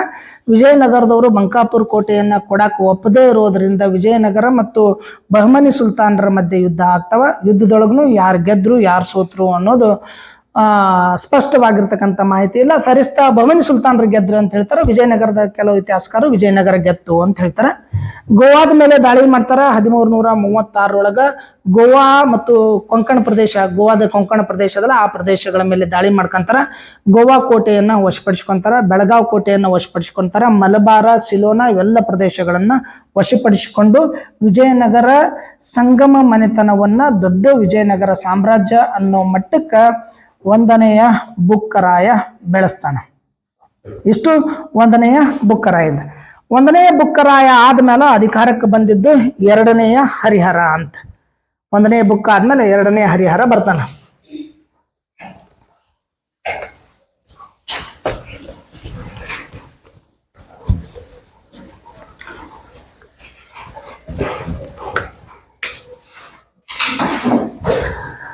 ಒಂದನೇ ಬುಕ್ ಆದ್ಮೇಲೆ 2ನೆಯ ಹರಿಹರ.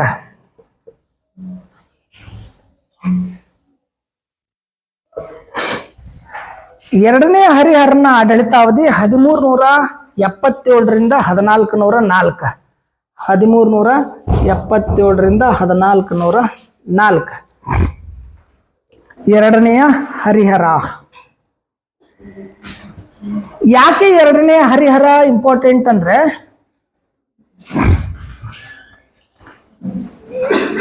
2ನೇ ಹರಿಹರನ ಬಗ್ಗೆ ಯಾಕೆ ಓದ್ಬೇಕಂತಂದ್ರೆ, ವಿಜಯನಗರ ಸಾಮ್ರಾಜ್ಯದ ಅಥವಾ ಸಂಗಮ ವಂಶದ ಮೊದಲ ಸ್ವತಂತ್ರ ದೊರೆ ಅಂತ ಇವನ್ ಕರೀತಾರೆ. ಯಾರನ್ನ? 2ನೇ ಹರಿಹರನನ್ನ ವಿಜಯನಗರ ಸಾಮ್ರಾಜ್ಯದ ಸಂಗಮ ವಂಶದ ಮೊದಲ ಸ್ವತಂತ್ರ ದೊರೆ ಅಂತ ಕರೀತಾರ. ಹಾಗಾದ್ರೆ ಆರಂಭದ 1ನೇ ಹರಿಹರ ಮತ್ತು 2ನೆಯ ಬುಕ್ಕ, 1ನೇ ಹರಿಹರ ಮತ್ತು 1ನೆಯ ಬುಕ್ಕ ಇವರು ಸ್ವತಂತ್ರ ಅರಸರಲ್ಲ ಅಂತಂದಂಗಾಯ್ತಲ್ಲ. ಹಂಗಂದ್ರ ಸಂಗಮ, 1ನೇ ಹರಿಹರ, 1ನೆಯ ಬುಕ್ಕ ಹೊಯ್ಸಳರ ಸಾಮಂತರು ಆಗಿದ್ರು ಅಂದಂಗಾಯ್ತಲ್ಲ. ಅದು ಒಂದು ಸಣ್ಣ ಮನೆತನ ಅಂದಂಗಾಯ್ತಲ್ಲ. ಇದನ್ನೆಲ್ಲವನ್ನ ಪರಿಗಣಿಸಿದಾಗ 2ನೇ ಹರಿಹರ ಏನಿದಾನಲ್ಲ, 2ನೇ ಹರಿಹರನನ್ನ ಸಂಗಮ ವಂಶದ ವಿಜಯನಗರದ ಸಂಗಮ ವಂಶದ ಮೊದಲ ಸ್ವತಂತ್ರ ದೊರೆ ಅಂತ ಕರೀತಾರೆ. ಮೊದಲ ಸ್ವತಂತ್ರ ದೊರೆ. ಕೆಲವೊಬ್ರು ಹೇಳ್ತಾರ 1ನೆಯ ಬುಕ್ಕ ಮೊದಲ ಸ್ವತಂತ್ರ ದೊರೆ ಅಂತ ಇದ್ದ. 1ನೇ ಬುಕ್ಕ ಮೊದಲ ಸ್ವತಂತ್ರ ದೊರೆ ಅಂತಿದ್ದ. ಯಾಕಂದ್ರ ಹರಿಹರ ಹೊಯ್ಸಳರ ಸಾಮಂತ ಆಗಿದ್ದ. ಆ 1ನೆಯ ಸ್ವತಂತ್ರ ದೊರೆಯಾಗಿರುವಂತಹ 1ನೆಯ ಬುಕ್ಕಂದ ಮತ್ತೆ ಗೌರಿ ಅನ್ನುವಂತ ರಾಣಿಯ, 1ನೆಯ ಬುಕ್ಕ ಮತ್ತು ಗೌರಿ ಇವರ ಹಿರಿಯ ಮಗ, 2ನೆಯ ಹರಿಹರ. ಯಾರ್ದು? 1ನೆಯ ಬುಕ್ಕ ಮತ್ತು ಗೌರಿ, 1ನೆಯ ಬುಕ್ಕ ಮತ್ತು ಗೌರಿಯ ಹಿರಿಯ ಮಗ. ಕೆಲವು ಇತಿಹಾಸಕಾರರು 1ನೆಯ ಬುಕ್ಕನನ್ನ ಪ್ರಥಮ ಸ್ವತಂತ್ರ ದೊರೆ ಅಂತ ಕರೀತಾರೆ. ಕೆಲವೊಬ್ರು 2ನೆಯ ಹರಿಹರನನ್ನ ಕರೀತಾರೆ. 1ನೆಯ ಹರಿಹರ ಪ್ರಥಮ ಸ್ವತಂತ್ರ ದೊರೆ ಇದ್ದಲ್ಲ, ಅವ ಮತ್ತು ಅವನ ಹೆಂಡತಿ ಗೌರಿ, ಅವರಿಗೆ ಹುಟ್ಟಿರ್ತಕ್ಕಂಥ ಹಿರಿಯ ಮಗ, ದೊಡ್ಡ ಮಗ ಈ 2ನೇ ಹರಿಹರ. ಇವನ ಕಾಲವನ್ನ ವಿಜಯನಗರದ ಶ್ರೇಷ್ಠ ಕಾಲ, ಅಚ್ಚಳದೆ ಇರ್ತಕ್ಕಂಥ ಕಾಲ ಅಂತ ಕರಿತೀವಿ. ಯಾಕಂದ್ರೆ ಇವನು ಸಣ್ಣ ಪುಟ್ಟು ರಾಜ್ಯಗಳೇನಿದ್ದು, ಮನೆತನಗಳಿದ್ದು, ಪ್ರದೇಶಗಳಿದ್ದು, ಅವೆಲ್ಲವುಗಳನ್ನ ಒಟ್ಟುಗೂಡಿಸ್ತಕ್ಕಂಥ ಕೆಲಸ ಮಾಡ್ತಾನೆ ಎರಡನೇ ಹರಿಹರ. ಸಣ್ಣ ಪುಟ್ಟು ಏನು ವಿಜಯನಗರದ ಸುತ್ತಮುತ್ತಲು ಮನೆತನಗಳಿದ್ವಲ್ಲ ಅವೆಲ್ಲವನ್ನ ಒಂದುಗೂಡಿಸ್ತಕ್ಕಂಥ ಕೆಲಸವನ್ನ ಮಾಡ್ತಾನೆ. ಬಟ್ ಒಂದು ಗುಡಿಸೋದ್ರೊಳಗೆ ಅವ ಯುದ್ಧ ಮಾಡೋದಕ್ಕಿಂತ ಹೆಚ್ಚಾಗಿ ಶಾಂತಿ ಪ್ರಿಯವಾಗಿ ಇರ್ತಾನೆ. ಇವನ ಅವಧಿ ಒಳಗ ಅಷ್ಟೇನು ಯುದ್ಧಗಳ ಆಗ್ಲಿಲ್ಲ ಅಂತ. ಇವನ ಅವಧಿ ಒಳಗೆ ಎಷ್ಟೇನು ಯುದ್ಧಗಳ ಶಾಂತಿಯಿಂದ ಒಪ್ಪಂದ ಮಾಡ್ಕೊಳ್ಳೋದ್ರ ಮೂಲಕ ಪ್ರೀತಿಯಿಂದ ಎಲ್ಲವನ್ನ ಕೂಡಿಸಿಕೊಂಡು ಐಕ್ಯತೆಯನ್ನು ಸಾಧಿಸ್ತಕ್ಕಂಥ ಕೆಲಸ ಎರಡನೆಯ ಹರಿಹರ ಮಾಡ್ಕಂತಾನ. ಆದ್ರೂ ಒಂದನೇ ಬುಕ್ಕ ಸತ್ತ ಆದ್ಮ್ಯಾಗ, ಒಂದನೇ ಬುಕ್ಕ ಏನ್ ಸಾಯ್ತಾನಲ್ಲ ಪ್ರಥಮ ಸ್ವತಂತ್ರ ದೊರೆ ಅಂತ ಕರೆದ್ರ, ಅವ ಸತ್ತ ಆದ್ಮ್ಯಾಲ ತುಂಡಿ ಅನ್ನುವಂಥ ಪ್ರದೇಶದ ತುಂಡೀರ್ ಅನ್ನುವಂಥ ಒಂದು ಸಣ್ಣ ಮನೆತನ, ಚೇಳ ಅನ್ನುವಂಥ ಮನೆತನ, ಪಾಂಡ್ಯ ಅನ್ನುವಂಥ ಮನೆತನ, ಕುತಕ ಅನ್ನುವಂಥ ಮನೆತನ, ಇವರೆಲ್ಲ ಸಣ್ಣ ವಿಜಯನಗರದ ಸುತ್ತಮುತ್ತಲಿರ್ತಕ್ಕಂಥ ಮನೆತನ. ಪಾಂಡಿ ಅನ್ನುವಂಥ ಅಥವಾ ಪಂಡೀರ್ ಅನ್ನುವಂಥ ಮನೆತನ, ಚೋಳ ಮನೆತನ, ಪಾಂಡ್ಯ ಮನೆತನ ಮತ್ತು ಕುತಕ ಅನ್ನುವಂಥ ಮನೆತನಗಳು ವಿಜಯನಗರದ ಎರಡನೆಯ ಹರಿಹರನ ಕಾಲದೊಳಗ ವಿಜಯನಗರದ ವಿರುದ್ಧವಾಗಿ ದಂಗೆ ಹೇಳ್ತಾರೆ. ಯಾಕಂತಂದ್ರೆ ಇವ ಶಾಂತಿ ಪ್ರಿಯ ಅರಸ ಆಗಿರ್ತಾನೆ, ಅದಕ್ಕೆ ಇವನು ವಿರುದ್ಧವಾಗಿ ದಂಗೆ ಹೇಳ್ತಾರ. ಅವಾಗ ಇವ ಯುದ್ಧ ಮಾಡಿದ ಅಂತ. ಯಾರು? ಅವಾಗ ಎರಡನೇ ಹರಿಹರ ಯುದ್ಧ ಮಾಡ್ತಾನ. ಗುಂಡ ದಂಡನಾಥ ಗುಂಡ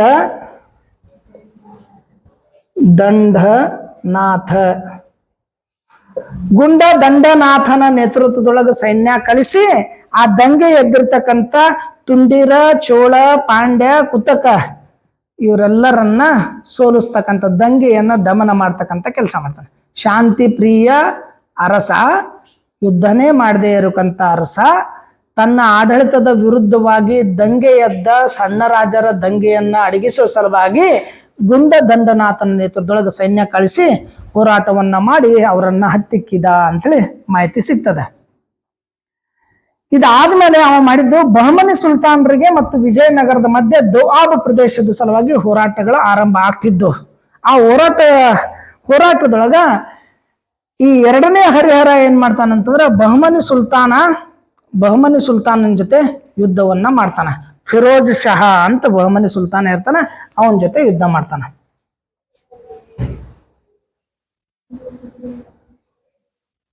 ಫಿರೋಜ್ ಶಹ ಅಂತಿರ್ತಾನ, ಅವನ ಜೊತೆ ದೋವಾಬ್ ಅನ್ನುವಂತ ಪ್ರದೇಶ ಸಲುವಾಗಿ ಯುದ್ಧ ಮಾಡ್ತಾನ. ಬಟ್ ಯುದ್ಧದಾಗ ಯಾರು ಗೆದ್ರು ಯಾರು ಸೋತ್ರು ಅನ್ನೋದು ನಿಖರ ಮಾಹಿತಿ ಇಲ್ಲ. ಒಂದನೆಯ ಬುಕ್ಕರಾಯನ ನಂತರ ಅಧಿಕಾರಕ್ಕೆ ಬಂದಿರತಕ್ಕಂಥ ಒಂದನೆಯ ಬುಕ್ಕ ಮತ್ತು ಗೌರಿಯ ಮಗನಾಗಿರ್ತಕ್ಕಂಥ ಎರಡನೇ ಹರಿಹರ 1377ರಿಂದ 1404 ತನಕ ಅಧಿಕಾರ ವಹಿಸ್ಕೊಳ್ತಾನ. ಇವ ಯುದ್ಧ ಮಾಡಲಿಲ್ಲ, ತನ್ನ ಸುತ್ತಮುತ್ತಲಿರ್ತಕ್ಕಂಥ ರಾಜ್ಯಗಳನ್ನ ಕೂಡಿಸಿಕೊಂಡು, ಪ್ರದೇಶಗಳನ್ನ ಕೂಡಿಸಿಕೊಂಡು ವಿಜಯನಗರವನ್ನ ಕಟ್ಟಿದ, ಐಕ್ಯತೆಯಿಂದ ಇಟ್ಕೊಂಡ ಅಂತ ಹೇಳ್ತೀವಿ. ಬಟ್ ಅವನು ವಿಜಯನಗರದ ಎರಡನೇ ಹರಿಹರನ ಕಾಲದೊಳಗೆ ವಿಜಯನಗರದ ಅಧೀನದಲ್ಲಿರ್ತಕ್ಕಂಥ ಸುತ್ತಮುತ್ತಲಿನ ಪ್ರದೇಶಗಳೇನಿದ್ದು ತುಂಡೀರ, ಚೋಳ, ಪಾಂಡ್ಯ ಮತ್ತು ಕುತಕ ಅನ್ನುವಂಥ ಪ್ರದೇಶದ ಸಣ್ಣ ಪುಟ್ಟು ಅರಸರು ವಿಜಯನಗರದ ವಿರುದ್ಧವಾಗಿ ದಂಗೆ ಎದ್ರು. ಆಗ ಎರಡನೇ ಹರಿಹರ ಈ ಗುಂಡ ದಂಡನಾಥ ಅನ್ನುವಂಥ ನೇತೃತ್ವದೊಳಗೆ ಸೈನ್ಯ ಕಳಿಸಿ ಆ ದಂಗೆಯನ್ನ ದಮನ ಮಾಡ್ತಾನೆ. ಇದರ ಜೊತೆ ರಾಯಚೂರು ಮತ್ತು ರಾಯಚೂರಿನ ದೋಆಬ್ ಪ್ರದೇಶದ ಸಲುವಾಗಿ ಬಹಮನಿಯ ಫಿರೋಜ್ ಶಹನ್ ಜೊತೆ ಯುದ್ಧ ಮಾಡ್ತಾನೆ. ಯುದ್ಧದೊಳಗೆ ಯಾರು ಗೆದ್ರು ಯಾರು ಸೋತ್ರು ಅನ್ನೋದು ಸ್ಪಷ್ಟವಾಗಿರ್ತಕ್ಕಂಥ ಮಾಹಿತಿ ಇಲ್ಲ. ಇಷ್ಟು ಎರಡನೇ ಹರಿಹರಂದ ಮಾಹಿತಿ. ಇನ್ನೊಬ್ಬ ಅರಸ ಬರ್ತಾನೆ ಇವನ ನಂತರ, ಒಂದನೆಯ ದೇವರಾಯ ಅಂತ. ಒಂದನೆಯ ದೇವರಾಯ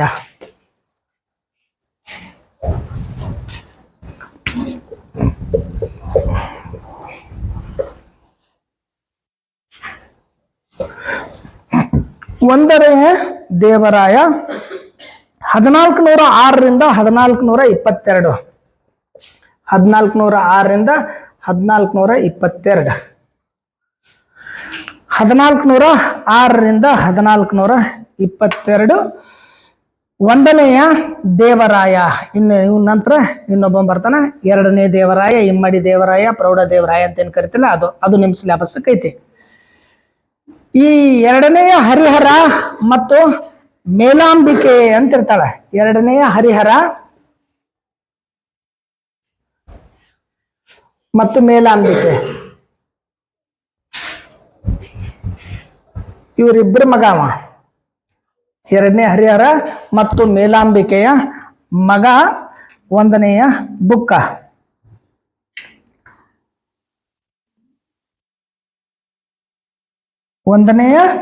ಎರಡನೆಯ ಹರಿಹರ ಮತ್ತು ಮೇಲಾಂಬಿಕೆಯ ಮಗ ಒಂದನೆಯ ದೇವರಾಯ. ನೀವು ಗಮನಿಸ್ಲಿಲ್ಲ ಏನಂತಂದ್ರ 1377ರಿಂದ 1404ರವರೆಗೆ ಎರಡನೆಯ ಹರಿಹರ ಆಳ್ವಿಕೆ ಮಾಡಿದ್ದ. ಎರಡನೇ ಹರಿಹರ ನಂತರ ಒಂದನೇ ದೇವರಾಯ 1406ಕ್ಕೆ ಆಳ್ವಿಕೆ ಮಾಡ್ತಾನೆ. ಹಂಗಂದ್ರ 1404ರಿಂದ 1406 ತನಕ 2 ವರ್ಷ ಯಾರಿದ್ರು ಅಂತ. 2 ವರ್ಷ ಯಾರಿದ್ರು ಅಂತ. ಈ 2 ವರ್ಷ ಯಾರಿದ್ರು ಅಂತಂದ್ರ ಈ ಇಮ್ಮಡಿ ಹರಿಹರ ಮತ್ತು ಮೇಲಾಂಬಿಕೆಯ ಪುತ್ರ ಎರಡನೇ ಬುಕ್ಕ ಅಂತಿದ್ದ. ಎರಡನೇ ಬುಕ್ಕ ಅಂದ್ರೆ ಇವನ್ ಸಹೋದರ. ಎರಡನೆಯ ಬುಕ್ಕ ಅಂತಿದ್ದ. ಅವ ಅಧಿಕಾರವನ್ನು ನಡೆಸ್ತಾ ಇದ್ದ. ಇದು 2 ವರ್ಷ. ಎರಡನೆಯ ಬುಕ್ಕರಾಯ ಇವ ಇದ್ದ. ಜಸ್ಟ್ ಉತ್ತರಾಧಿಕಾರಿಯಾಗಿ, ಇನ್ನ ಅರಸ ಅಂತ ಆಗಿರ್ಲಿಲ್ಲ. ಏನಾಗಿದೆ? ಉತ್ತರಾಧಿಕಾರಿಯಾಗಿ, ರಾಜಕುಮಾರ ಅಂತ ಅನ್ಕೊಂತೀವಲ್ಲ, ಅನಿವಾರ್ಯವಾಗಿ ಆಡಳಿತ ನೋಡ್ಕೊಂಡ ಅಂತಾರಲ್ಲ, ಹಂಗವ 2 ವರ್ಷ ಆಡಳಿತ ನೋಡ್ಕೊಳ್ತಾ ಇದ್ದ. ಅವಾಗ ಒಂದನೇ ದೇವರಾಯ ಏನ್ ಮಾಡ್ತಾನಪ್ಪ ಅಂತಂದ್ರ 1406ಕ್ಕೆ ಅವನನ್ನ ಅಧಿಕಾರದಿಂದ ತೆಗೆದು ಹಾಕಿ ಅವನನ್ನ ಪದಚ್ಯುತಗೊಳಿಸಿ ತಾನು ಪಟ್ಟಕ್ಕೆ ಬರ್ತಾನ. ಅದಕ್ಕಾಗಿ 2 ವರ್ಷ ಗ್ಯಾಪ್ ಐತಿ. 1406ರಿಂದ 1422 ತನಕ ಒಂದನೆಯ ಬುಕ್ಕರಾಯ ಆಳ್ವಿಕೆ ಮಾಡ್ತಾನೆ. ಇವನ ಆಳ್ವಿಕೆನು ಬಹಳಷ್ಟು ಶಾಂತಿಯಿಂದ ಕೂಡಿತ್ತು ಅಂತ ಹೇಳಿದ್ರು ಸಹ ಬಹಮನಿ ಸುಲ್ತಾನರ ಜೊತೆ, ರೆಡ್ಡಿಗಳ ಜೊತೆ ಮತ್ತು ಚೋಳರ ಜೊತೆ ಹೋರಾಟ ಮಾಡಿದ್ದ ಉಲ್ಲೇಖಗಳು ಸಿಗ್ತಾವ. ಬಹಮನಿ ಸುಲ್ತಾನರ ಜೊತೆ ಹೋರಾಟ ಮಾಡ್ತಾನೆ, ರೆಡ್ಡಿಗಳ ಜೊತೆ ಹೋರಾಟ ಮಾಡ್ತಾನೆ, ಮತ್ತು ಚೋಳರ ಜೊತೆ ಹೋರಾಟ ಮಾಡ್ಕೊಂತಾನೆ. ಇದರ ಬಗ್ಗೆ ಏನಪ್ಪಾ ಅಂದ್ರೆ ಹೋರಾಟ ಮಾಹಿತಿಗಳು ಸಿಗ್ತಾವ. ಅಂದ್ರೆ ಇವ ಮಾಡಿರ್ತಕ್ಕಂಥ ಮೊದಲನೇ ಯುದ್ಧ ಅಂದ್ರ ಬಹುಮನಿಯ ಫಿರೋಜ್ ಶಾನ್ ಜೊತೆ ಯುದ್ಧ ಮಾಡ್ತಾನೆ.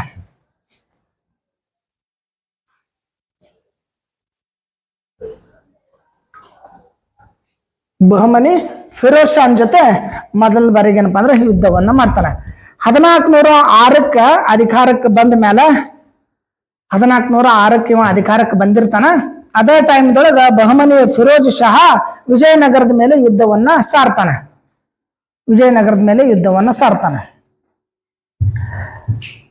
ಯಾಕೆ ವಿಜಯನಗರದ ಮೇಲೆ ಯುದ್ಧ ಸಾರ್ತಾನೆ?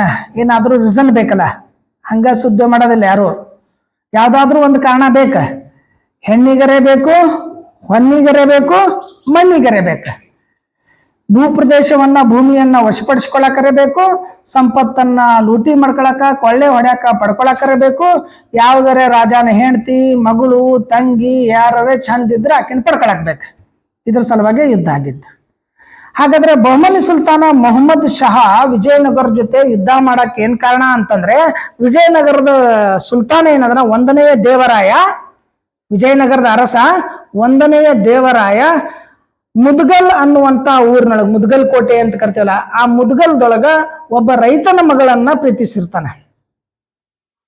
ವಿಜಯನಗರದ ಒಂದನೆಯ ದೇವರಾಯ ಮುದ್ಗಲ್ಲಿರ್ತಕ್ಕಂಥ ಒಬ್ಬ ರೈತನ ಮಗಳನ್ನ ಮೋಹಿಸ್ತಾನ, ಪ್ರೀತಿಸಿರ್ತಾನೆ. ಆಕೆನ ಮದುವೆ ಆಗ್ಬೇಕಂತ ಅನ್ಕೊಂಡಿರ್ತಾನೆ, ಕೇಳ್ತಾನೆ. ಆಗ ಮುದುಕಲದ ರೈತ ಅದನ್ನ ಸಂಪೂರ್ಣವಾಗಿ ತಿರಸ್ಕಾರ ಮಾಡ್ತಾನೆ. ಯಾಕಂದ್ರ ರಾಜನಿಗೆ ಹೆಂಡತಿ ಆದ್ಲಂತಂದ್ರ ರಾಣಿ ಆಗೋದಿಲ್ಲ, ಏನಾಗ್ತಾಳೆ? ಪಂಜರದಾಗಿರುವಂತ ಹಕ್ಕಿ ಪಕ್ಷಿ ಆಗ್ತಾಳೆ ಅಂತ. ಹೌದನ? ಖರೇನೆ.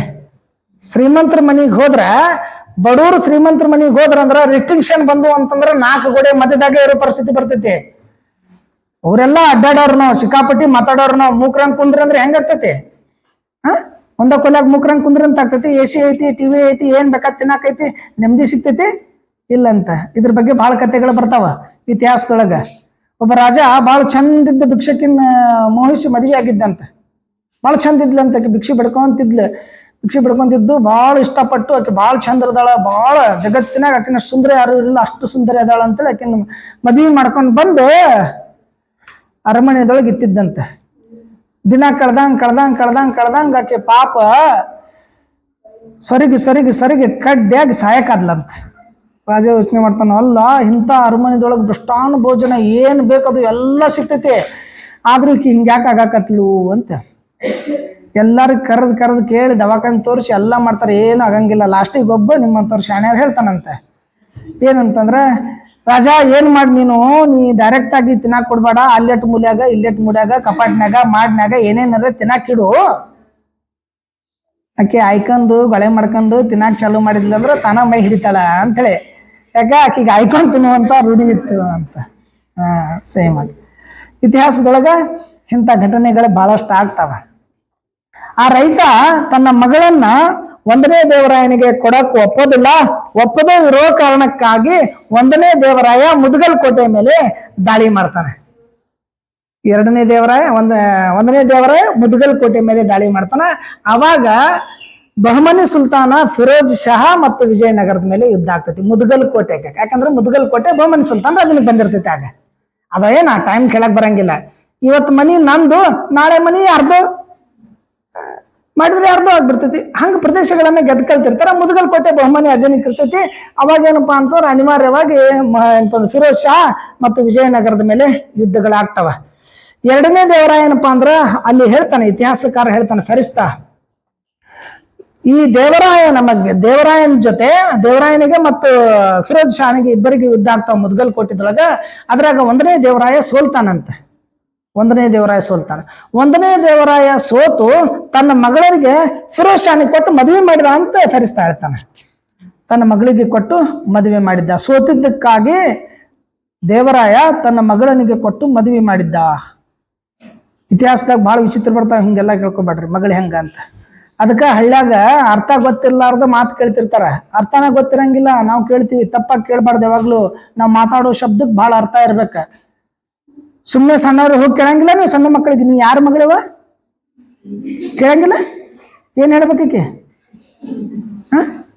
ಮತ್ತ ಅದು ಕೇಳಿದ್ರೆ ಕೇಳಲ್ಲ ಪುಣ್ಯಕ್ಕ. ಕೇಳೋದ್ ಸ್ಟೈಲ್ ಹೆಂಗ್ ಇರ್ತೈತಿ? ನೀ ಅವ್ವನ ಮಗಳ ಅಪ್ಪನ ಮಗಳ? ಎಂತ ಕೆಟ್ಟ ಪ್ರಶ್ನೆ ಗೊತ್ತೈತೆ ಅನ್ನೋದು. ಅದ್ರ ಅರ್ಥನ ನಮ್ಗೆ ಗೊತ್ತಿಲ್ಲ. ನೀವು ಅರ್ಥನ ಯೋಚನೆ ಮಾಡಂಗಿಲ್ಲ. ಅವ್ವನ ಮಗಳು ಅಪ್ಪನ ಮಗಳು. ಅವ್ವನ ಮಗಳ ಅಂತಂದ್ರೆ ಅಪ್ಪ ಬೇರೆದ ಆಗ್ತಾನ, ಅಪ್ಪನ ಮಗಳ ಅಂತಂದ್ರೆ ಅವು ಬೇರೆದಕ್ಕೆ ಆಗ್ತಾಳೆ. ಇದು ನಮ್ಗೆ ಅರ್ಥನೇ ಇಲ್ಲ.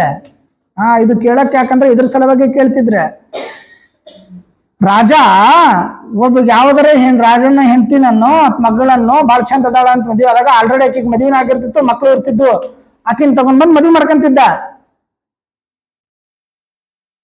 ಹೆಂಡತಿ ಆಗ್ಲು ಬಟ್ ಮಗಳು ಹೆಂಗ್ ಆಗ್ತಾಳ? ಮಗಳೇ ಅವನು ಬೇರೆದವನ್ ಮಗಳಲ್ಲ. ಈ ಕಾನ್ಸೆಪ್ಟು ಇಂಥ ಕಥೆಗಳು ಇತಿಹಾಸದಾಗ ಬಹಳಷ್ಟು ಅದಾವ. ಇತಿಹಾಸದಾಗ ಲೆಕ್ಕಿರ್ಲಾರ್ದಷ್ಟು ಅದಾವ. ಮಗಳನ್ನ ಮದುವೆ ಆದ, ಸಹೋದರಿಯನ್ನ ಮದುವೆ ಆದ, ಇವೇನು ಇತಿಹಾಸದಾಗ ನೋಡ್ತೀವಲ್ಲ, ಇವೆಲ್ಲ ಸಹೋದರಿ ಮಗಳು ಹೆಂಗಾಗ್ತಾಳ ಅಂದ್ರೆ ಹಿಂಗ್ ಸಂಬಂಧದಿಂದ ಆಗ್ತಾರ, ಡೈರೆಕ್ಟ್ ಸಂಬಂಧಗಳಿಂದಿಲ್ಲ. ಅದಕ್ಕ ತನ್ನ ಮಗಳನ್ನ ಕೊಟ್ಟು 1ನೇ ದೇವರಾಯ ಫಿರೋಜ್ ಶಾನಿಗೆ ಮದುವೆ ಮಾಡ್ತಾನ ಅಂದ್ರೆ ವೈವಾಹಿಕ ಸಂಬಂಧಗಳು ಬೆಳೆದು ಅಂತ ಹೇಳಕ್ ಬರಂಗಿಲ್ಲ. ಶ್ರೀಮಂತರು ಯಾರನ್ನ ಬೇಕಾದವ್ರು ಯಾವಾಗ ಬೇಕಾದಾಗ ಮದುವೆ ಆಗ್ಬೋದು. ಶ್ರೀಮಂತರಿಗೇನು ಜಾತಿ ಬರೋದಿಲ್ಲ, ಶ್ರೀಮಂತರಿಗೆ ಯಾವ ಉಪಜಾತಿ ಬರಂಗಿಲ್ಲ, ಏನೇನೇನೇನು ಬರಂಗಿಲ್ಲ. ಹೆಣ್ಣು ಸಿಕ್ಕರೆ ಸಾಕ, ಹೆಣ್ಣು ಕೊಟ್ರೆ ಪುಣ್ಯ ಬರ್ತೈತಿ ಅನ್ನೋ ಕಾಲಕ್ಕೆ ಬಂದ್ಬಿಟ್ಟೈತಿ ಈಗ, ಹೌದಲ್ಲ? ಅನ್ನೋ ಸಂದರ್ಭದೊಳಗೆ ನೋಡ್ರಿ, ನೀವು ಯಾರೆಲ್ಲ ವಿರೋಧ ಮಾಡ್ತಾರೋ ಅವರೆಲ್ಲ ರಿಲೇಷನ್ಸ್ಗಳು ವಿರೋಧ ಮಾಡೋರೇ ಅದಾರ. ನಾನು ಭಾಳ ಸಂದರ್ಭದಾಗ ಹೇಳ್ತಿರ್ತೇನೆ ಇದನ್ನ. ಭಾಳ ಸಂದರ್ಭದಾಗ ಐತಿ ಇತಿಹಾಸದೊಳಗ ಇಲ್ಲಿವರೆಗೆ ಬ್ರಾಹ್ಮಣರು ಮುಸ್ಲಿಮ್ರನ್ನ ವಿರೋಧ ಮಾಡಿದ್ದು ಒಂದು ಎಕ್ಸಾಂಪಲು ಇಲ್ಲ ನನಗೆ ಗೊತ್ತಿದ್ದಂಗೆ, ನನ್ನ ನಾಲೆಜ್ ಪ್ರಕಾರ ಎಲ್ಲೂ ಇಲ್ಲ. ಯಾಕಂದ್ರೆ ಹೈಯೆಸ್ಟ್ ರಿಲೇಷನ್ಸ್ಗಳು ಇದ್ದಿದ್ದ ಮುಸ್ಲಿಮ್ಸ್ ಜೊತೆ. ಬಜರಂಗ ದಳ, RSS, ವಿಶ್ವ ಹಿಂದೂ ಪರಿಷತ್ತು, ಶಿವಸೇನೆ ಇವೆಲ್ಲರೂ ಏನು ಮುಖ್ಯಸ್ಥರದಾರಲ್ಲ ಅವರೆಲ್ಲ ರಿಲೇಷನ್ಸ್ಗಳು ಮುಸ್ಲಿಮ್ಸೇ. ಅದಕ್ಕೆ ಅವ್ರು ಯಾರು ಯಾವತ್ತೂ ಜಗಳಾಡಂಗಿಲ್ಲ. ಮತ್ತೆ ಯಾವತ್ತೂ ನೇರವಾಗಿ ಯಾವತ್ತೂ ಬೇದೂ ಇಲ್ಲ, ಯಾವತ್ತೂ ಭಿನ್ನಾಭಿಪ್ರಾಯಗಳು ಇಲ್ಲ. ಇದು ಪೊಲಿಟಿಕ್ಸ್ ಇದು. ಹಿಂಗೆ ಅದಾರ. ಬೇಕಾದ್ರೆ ಇತಿಹಾಸ ತೆಗೆದು ನೋಡ್ರಿ, ಮೋಹನ್ ಭಾಗವತ್ನ ಹಿಡ್ಕೊಂಡು ಮುರಳಿ ಮನೋಹರ್ ಜೋಶಿ ತನಕ ಇತಿಹಾಸದೊಳಗ ವೈವಾಹಿಕ ಸಂಬಂಧಗಳು, ಅಂತರ್ಜಾತಿ ವಿವಾಹಗಳೇ ಅದಾವ, ಅಂತರ್ಧರ್ಮಿ ವಿವಾಹಗಳು ಅದಾವ. ಫಿಲ್ಮ್ ಇಂಡಸ್ಟ್ರಿ ತೆಗೆದು ನೋಡ್ರಿ, ಲ್ಯಾಂಡ್ ಲಾರ್ಡ್ಸ್ಗಳು ತೆಗೆದು ನೋಡ್ರಿ, ಇಂಡಸ್ಟ್ರಿಯಲಿಸ್ಟ್ಗಳನ್ನ ತೆಗೆದು ನೋಡ್ರಿ, ಅವರೆಲ್ಲರೂ ಇಂಟರ್ ರಿಲಿಜನ್ ಮ್ಯಾರೇಜ್ಗಳು ಅದಾವ. ಅದು ಬಿಡ್ರಿ, ಬಿಜಾಪುರದ ರಾಜ್ಯ ಸ್ಥಾಪನೆ ಮಾಡಿರ್ತಕ್ಕಂಥ ಯೂಸುಫ್ ಆದಿಲ್ ಖಾನ್ ಹೆಂಡತಿ ಮರಾಠ ಸರ್ದಾರ ಮುಕುಂದ್ ರಾವ್ನ ಮಗಳ, ಮುಕುಂದ್ ರಾವ್ ಸಹೋದರಿ. ರಾಜ್ಯದಾಗ ಹೇಳಕ್ ಬರಂಗಿಲ್ಲ. ನಾವು ಇಲ್ಲೇ ರೆಡ್ಡರು, ಪಂಚಮಸಾಲ್ಯಾರು, ಮುಲ್ಲಾಗಳು, ಮುಜಾವರ್ಗಳು, ನವಾಬ್ಗಳು, ಭಗವಾನ್ರು, ನಾವಲ್ಲೇ ಉಪಜಾತಿ ಮಾಡ್ಕೊಂಡ್ ಇದು ಮಾಡಕತ್ತೀವಿ. ದೊಡ್ಡ ಶ್ರೀಮಂತರಿಗೆ ಏನ್ ಸಂಬಂಧ ಇಲ್ಲ. ಎಂ ಬಿ ಪಾಟೀಲ್ ಕುಡಕಲ್ಗ್ಯಾರು ಹೆಂತ ರೆಡ್ಡಿ ಸೊಸಿ ಸಾದರಲಿಂಗ ಆಯ್ತ್ರಿ. ಹೆಂಗ್ ಮಾಡ್ದೆ? ಶ್ರೀಮಂತರಿಗೆ ನಡೀತಿತ್ತಲ್ಲ. ಅದಕ್ಕೆ ಹೇಳೋದಲ್ಲ, ಶ್ರೀಮಂತಿಕೆ ಮತ್ತು ಅನಿವಾರ್ಯ ಸಂದರ್ಭದಲ್ಲಿ ಯಾವುದೇ ಆದ್ರೂ, ಈಗ ಬಹುತೇಕ ಬ್ರಾಹ್ಮಣರೊಳಗೆ ಹೆಣ್ಣು ಸಿಗದೇ ಇಲ್ಲ, ಹೌದಲ್ರಿ? ಒಟ್ಟ ಸಿಗೋದಿಲ್ಲ, ಭಾಳ ರಿಯರ್, ಭಾಳ ಕಡಿಮೆ. ನನ್ನ ಫ್ರೆಂಡ್ ಅದಾರ, ನಾ ಹೆಂಗಾರೆ ಕುಲ್ಕರ್ಣ್ಯರ್ ಹೆಂಗೆ ಮಾಡಬೇಡ್ರಿ, ಹಂಗಾರೆ ಮಾಡಿ ಮದುವೆ ಮಾಡ್ಕೊಡ್ರಿ ಅಂತಾನೆ. ಸರ್, ನನಗೆ ಕುಲ್ಕರ್ಣ್ಯರ್ದ ಬೇಕು, ನಮ್ಮ ತಮಗೆ ಬೇಕಾದ್ರೆ ಯಾವ್ದಾರು ನಡೀತೈತಿ, ನಮ್ಮ ತಮಗೆ ನಡೀತಿ, ಬಟ್ ನನಗಂತೂ ಕುಲ್ಕರ್ಣ್ಯರ್ದ ಬೇಕಂತೇಳಿ. ದೊಡ್ಡ ಲ್ಯಾಂಡ್ ಲಾರ್ಡ್ ಅದಾರ, ಸಿಕ್ಕಾಪಟ್ಟಿ ಆಸ್ತಿ ಐತಿ, ಬಟ್ ಅವ್ರದ್ದು ಏನಷ್ಟೇ. ನನಗೆ ನಡೆಯಂಗಿಲ್ಲ. ನಮ್ಮ ಮನ್ಯಾಗ ನಮ್ಮ ತಮಗೆ ಮಾಡಿರ್ಬೇಕಾದ್ರೆ ಇಂಜಿನಿಯರಿಂಗ್ ಅದ, ಅವರು ಲೆಕ್ಚರರ್ ಅದಾರ, ಬಟ್ ನನಗೆ ನಮ್ಮ ಮಂದಿದೆ ಬೇಕು. ಕೆಲವೊಬ್ಬರದ್ದು ನಿಯಮಗಳಿರ್ತಾವೆ. ಸಿಗದೇ ಇರುವಂಥ ಸಂದರ್ಭದೊಳಗೆ ಆಗ್ತಾವ. ಆಗ ಸಿಗದೇ ಇರುವಂಥ ಸಂದರ್ಭ ಇರಲಿಲ್ಲ. ರಾಜಕೀಯವಾಗಿ ತಮ್ಮ ಸ್ಥಾನಗಳನ್ನು ಬಲಿಷ್ಠ ಮಾಡ್ಕೊಳ್ಳೋ ಸಲುವಾಗಿ ಅಂತರ್ಧರ್ಮೀಯ ವಿವಾಹಗಳು, ಅಂತಾರಾಜ್ಯ, ಇದರ ವಿವಾಹಗಳು ಆಗ್ತಾ ಇದ್ದು ಸೇಮ್ ಆಗಿರಬಹುದು. ಬಟ್ ಫೆರಿಸ್ತಾ ಹೇಳ್ತಾನ, ಅದಕ್ಕೆ ಸ್ಪಷ್ಟವಾಗಿರ್ತಕ್ಕಂಥ ದಾಖಲೆಗಳು ಇಲ್ಲ. ಇದಾದ್ಮೇಲೆ ಅವ ಯುದ್ಧ ಮಾಡಿದ್ದು ರೆಡ್ಡಿಗಳ ಜೊತೆ ಯುದ್ಧ ಮಾಡ್ತಾನ. ಕೊಂಡವೀಡು ಅನ್ನುವಂಥ ಏನು ಪ್ರದೇಶ ಐತಲ್ಲ, ಆ ಕೊಂಡವೀಡು ಪ್ರದೇಶದೊಳಗೆ ರೆಡ್ಡಿಗಳು ಇರ್ತಾರೆ. ರೆಡ್ಡಿಗಳ ಜೊತೆ ಯಾಕೆ ಯುದ್ಧ ಮಾಡಬೇಕು ಅಂತಂದ್ರೆ, ರೆಡ್ಡಿಗಳು ಮತ್ತು ಬಹಮನಿ ಸುಲ್ತಾನರ ಇಬ್ಬರ ಮಧ್ಯೆ ಮೈತ್ರಿ ಇರ್ತಾವ. ರೆಡ್ಡಿಗಳಿಗೆ ಮತ್ತು ಬಹಮನಿ ಸುಲ್ತಾನರ ಮಧ್ಯೆ ಮೈತ್ರಿ ಇರ್ತೈತಿ, ಫ್ರೆಂಡ್ಶಿಪ್ ಇರ್ತೈತಿ. ಅವ್ರಿಬ್ಬರಿಗೆ ಮಧ್ಯೆ ಫ್ರೆಂಡ್ಶಿಪ್ ಇರ್ತೈತಿ. ಅದರ ಸಲುವಾಗಿ ಏನಪ್ಪಾ ಅಂತಂದ್ರೆ, ವಿಜಯನಗರದು ರೆಡ್ಡಿಗಳ ಮೇಲೆ ದಾಳಿ ಮಾಡ್ತಕ್ಕಂಥ ಕೆಲಸ ಮಾಡ್ಕೊಂತಾರ. ಆ ರೆಡ್ಡಿಯ ಪ್ರದೇಶಗಳನ್ನ ವಶಪಡಿಸಿಕೊಡ್ತಾನ. ಮಲ್ಲಾರೆಡ್ಡಿ ಅಂತ ಇರ್ತಾನ. ಮಲ್ಲಾರೆಡ್ಡಿ ಅಥವಾ ಮೆಲ್ಲಾರೆಡ್ಡಿ ಅಂತ ಕರೀತಾರ, ಮಲ್ಲಾರೆಡ್ಡಿ ಅಂತ ಕರೀತಾರ. ಆ ಪ್ರದೇಶವನ್ನು ವಶಕೊಡ್ತಾನ. ಉದಯಗಿರಿ ಅನ್ನುವಂಥ ಪ್ರದೇಶದ ಮೇಲೆ ದಾಳಿ ಮಾಡ್ತಾನ, ಅದನ್ನ ವಶಪಡಿಸಿಕೊಳ್ತಾನ. ಉದಯಗಿರಿ ಕೋಟೆಯನ್ನ ವಿಜಯನಗರ ವಶಕ್ಕಾಗ್ತದೆ. ಇನ್ನೊಂದು ಹೇಳಿದ್ವಿ, ಯುದ್ಧನ ಮಾಡಲಿಲ್ಲ, ಶಾಂತಿ ಪ್ರಿಯ ಆಗಿದ್ದ. ಆದರೂ ಬಹಮನಿ ಸುಲ್ತಾನರ ಜೊತೆ ಯುದ್ಧ ಮಾಡಿದ್ದ, ರೆಡ್ಡಿಗಳ ಜೊತೆ ಯುದ್ಧ ಮಾಡಿದ್ದ, ಚೋಳರ ಜೊತೆನೂ ಯುದ್ಧ ಮಾಡ್ತಾನ. ಉದಯಗಿರಿ ಪೂರ್ವದೊಳಗ ಒಂದು ಪುಷ್ಟಗಿರಿ ಅಂತ ಕರೀತಾರ, ಪುಷ್ಟಗಿರಿ ಅಂತ ಕರೀತಾರ. ಪುಷ್ಟಗಿರಿ ಅನ್ನುವಂಥ ಪ್ರದೇಶ ಇತ್ತು. ಅಲ್ಲಿ ಅಪ್ರತಿಮ ಮಲ್ಲ ಅನ್ನುವಂಥ ಒಬ್ಬ ಅರಸ ಆಳ್ವಿಕೆ ಮಾಡ್ತಾ ಇದ್ದ. ಅಪ್ರತಿಮ ಮಲ್ಲ ಅಂದ್ರೆ ಸೋಲನ್ನೇ ಅನುಭವಿಸದಿರ್ತಕ್ಕಂಥ ರಾಜಾವ. ಅಹೋಬಲ ಅಂತ ಚೋಳರ ಅರಸ ಇರ್ತಾನ. ಆ ಅಹೋಬಲನ ವಿರುದ್ಧವಾಗಿ ದೇವರಾಯ ಯುದ್ಧ ಮಾಡ್ತಾನ. ಯುದ್ಧ ಮಾಡಿ ಆ ಚೇಳ ಮನೆತನದ ಪ್ರದೇಶ ಏನೈತಲ್ಲ, ಆ ಪುಷ್ಟಗಿರಿ ಪ್ರದೇಶವನ್ನ ವಶಪಡಿಸಿಕೊಳ್ತಾನೆ. ಶಾಂತಿ ಪ್ರಿಯರಾಗಿರ್ತಕ್ಕಂಥ ಒಂದನೆಯ ದೇವರಾಯ ಬಹಮನಿ ಸುಲ್ತಾನರ ಜೊತೆ ಯುದ್ಧ ಮಾಡ್ತಾನ, ರೆಡ್ಡಿಗಳ ಜೊತೆ ಯುದ್ಧ ಮಾಡ್ತಾನ, ಚೋಳರ ಜೊತೆ ಯುದ್ಧ ಮಾಡ್ತಾನ. ಪ್ರದೇಶಗಳನ್ನ ವಶಪಡಿಸಿಕೊಳ್ತಾನ, ಕೆಲವೊಂದು ಸರಿ ಒಪ್ಪಂದಗಳನ್ನ ಮಾಡ್ಕೊಳ್ತಾನ. ವಿಜಯನಗರ ಸಾಮ್ರಾಜ್ಯವನ್ನ ಸರಿಸುಮಾರು 15 ಮೈಲುಗಳ ಅಂತರದೊಳಗೆ, ವಿಜಯನಗರ ಸಾಮ್ರಾಜ್ಯದ 15 ಮೈಲು ದೂರದೊಳಗೆ ಒಂದು ತುಂಗಭದ್ರಾ ನದಿಗೆ ಅಣೆಕಟ್ಟನ್ನು ನಿರ್ಮಾಣ ಮಾಡ್ತಾನೆ. ಪ್ರಶ್ನೆ ಕೇಳಿದ್ರೆ ಕೇಳಬಹುದು, ತುಂಗಭದ್ರಾ ನದಿಗೆ ವಿಜಯನಗರದ ಯಾವ ವರ್ಷ ಅಣೆಕಟ್ಟ ಕಟ್ಟಿದ ಆರಂಭದೊಳಗೆ ಅಂತಂದ್ರೆ, 1ನೆಯ ದೇವರಾಯ ತುಂಗಭದ್ರಾ ನದಿಗೆ ಒಂದು ಅಣೆಕಟ್ಟನ್ನ ಕಟ್ತಾನ, ನೀರಾವರಿ ವ್ಯವಸ್ಥೆ ಸಲುವಾಗಿ. ಈ 1ನೆಯ ದೇವರಾಯನನ್ನ ಒಬ್ಬ ಸುಸಂಸ್ಕೃತ ಕವಿ ಅಂತನೂ ಕರೀತಾರ, ವೀರ ಪ್ರತಾಪ ದೇವ ಅಂತ ಕರೀತಾರ, ಮಹಾರಾಜಾದಿ ರಾಜ ಅಂತ ಕರೀತಾರ, 3 ಸಮುದ್ರಗಳ ಒಡೆಯ, ತ್ರೈ ಸಮುದ್ರ ತೋಯೋಪಿತ ವಾಹನ. ಅದು ಬೇರೆ. ಯಾರಿಗದು? ಯಾರಿಗೆ ಗೊತ್ತು? ಕೇಳಿಸ್ಲಿಲ್ಲ. ಗೌತಮಿ ಪುತ್ರ ಶಾತ್ರನ್ಯ, ತ್ರೀ ಸಮುದ್ರೋಪಿತ ವಾಹನ. 3 ಸಮುದ್ರಗಳ ನೀರನ್ನ ಕುಡಿದಿರುವಂತ ವಾಹನವನ್ನು ಹೊಂದಿರತಕ್ಕಂಥವ. 3 ಸಮುದ್ರಗಳ ಒಡೆಯ ಅಂತ ಇವನನ್ನ ಕರೀತಾರ. 3 ಸಮುದ್ರಗಳ ಒಡೆಯ. ಹಿಂದೂ ರಾಯ ಸುರತ್ರಾಣ ಅಂತ ಕರೀತಾರ. ಹಿಂದೂ ರಾಯ ಸುರತ್ರಾಣ ಅಂತ ಕರೀತಾರ. ವೀರ ದೇವರಾಯ ಅಂತ ಕರೀತಾರ. ಮಹಾರಾಜ ಅಂತ ಕರೀತಾರ. ಬೇರೆ ಬೇರೆ ಬಿರುದುಗಳು ಬರ್ತಾವ. ಪ್ರತಿಯೊಂದು ಬಿರುದುಗಳಿಗೆ ಒಂದೊಂದು ಏನಾದ್ರೂ ಉಲ್ಲೇಖ ಇದ್ದೇ ಇರ್ತೈತಿ, ಯಾಕೆ ಕರೆದ್ರು ಅಂತೇಳಿ. ರಾಜ, ಮಹಾರಾಜ, ರಾಜಾದಿರಾಜ, ಮಹಾಶೂರ, ಧೀರ, ಧೀರಾದಿ ಧೀರ, ಹಿಂಗೇನ್ ಬಿರುದು ಕರೀತಾರಲ್ಲ, ಕರೆದ್ರೆ ಏನಾಗ್ತತಿ? ಕರೆದ್ರೆ ಏನಾಗ್ತೈತಿ ಅಂತಂದ್ರೆ, ನೀವು ಹಂಗೆ ಕರೆದ್ರಂದ್ರೆ ನಿಮ್ ಖುಷಿದಿಂದ ಒಂದಿಷ್ಟು ಬಂಗಾರ ಚೀಲದ ನಾಣ್ಯ ಇರ್ತೈತಲ್ಲ, ಅದನ್ನ ಹಿಂಗೆ ಹೋಗ್ದು ಬಿಡ್ತಾರೆ ಖುಷಿಯಾಗಿ. ಮತ್ತೆ ಅವ್ನು ಜೋರಾಗಿ ಕೂಗಾಡಕ್ ಚಲೋ ಮಾಡ್ತಾರೆ. ಖರೇನೆ ನಾವು ಗೋಲ್ಡನ್ ಏಜ್ ಅಂತ ಕರಿತೀವಲ್ಲ, ಗೋಲ್ಡನ್ ಏಜ್ ಯಾರಿಗೆ ಅಂದದಕ್ಕೆ ನಾವು ಸುಮ್ಮನೆ ಅವಾಗ ಮಾತಾಡ್ತಿರ್ತೀವಿ ಗೋಲ್ಡನ್ ಎರಾ ಅಂತ. ಗೋಲ್ಡನ್ ಎರಾ ಯಾರಿಗೆ ಅಂತಂದ್ರೆ ರಾಜ ಏನು ಚಲೋ ಅದನ್ರಿ, ರಾಜ ಭಾಳ ಒಳ್ಳೆಯವ್ರಿ ಅಂತ ಹೇಳ್ಕೊಂತ ಹೋಗುವಂಥ ಹೊಗಳು ಬಂಟಿರ್ತಾರಲ್ಲ ಅವ್ರಿಗೆ ಏನಪ್ಪ ಅಂದ್ರೆ ರಾಜ ಬಂಗಾರ ಕೊಡ್ತಿದ್ದ, ಅದ್ರ ಹೊಗಳ್ಕೊಂತ ಹೋಗ್ತಿದ್ರು, ಅವರಿಗೆ ಗೋಲ್ಡನ್ ಎರಾ ಆಗಿತ್ತೆ. ರೈತರಿಗಲ್ಲ,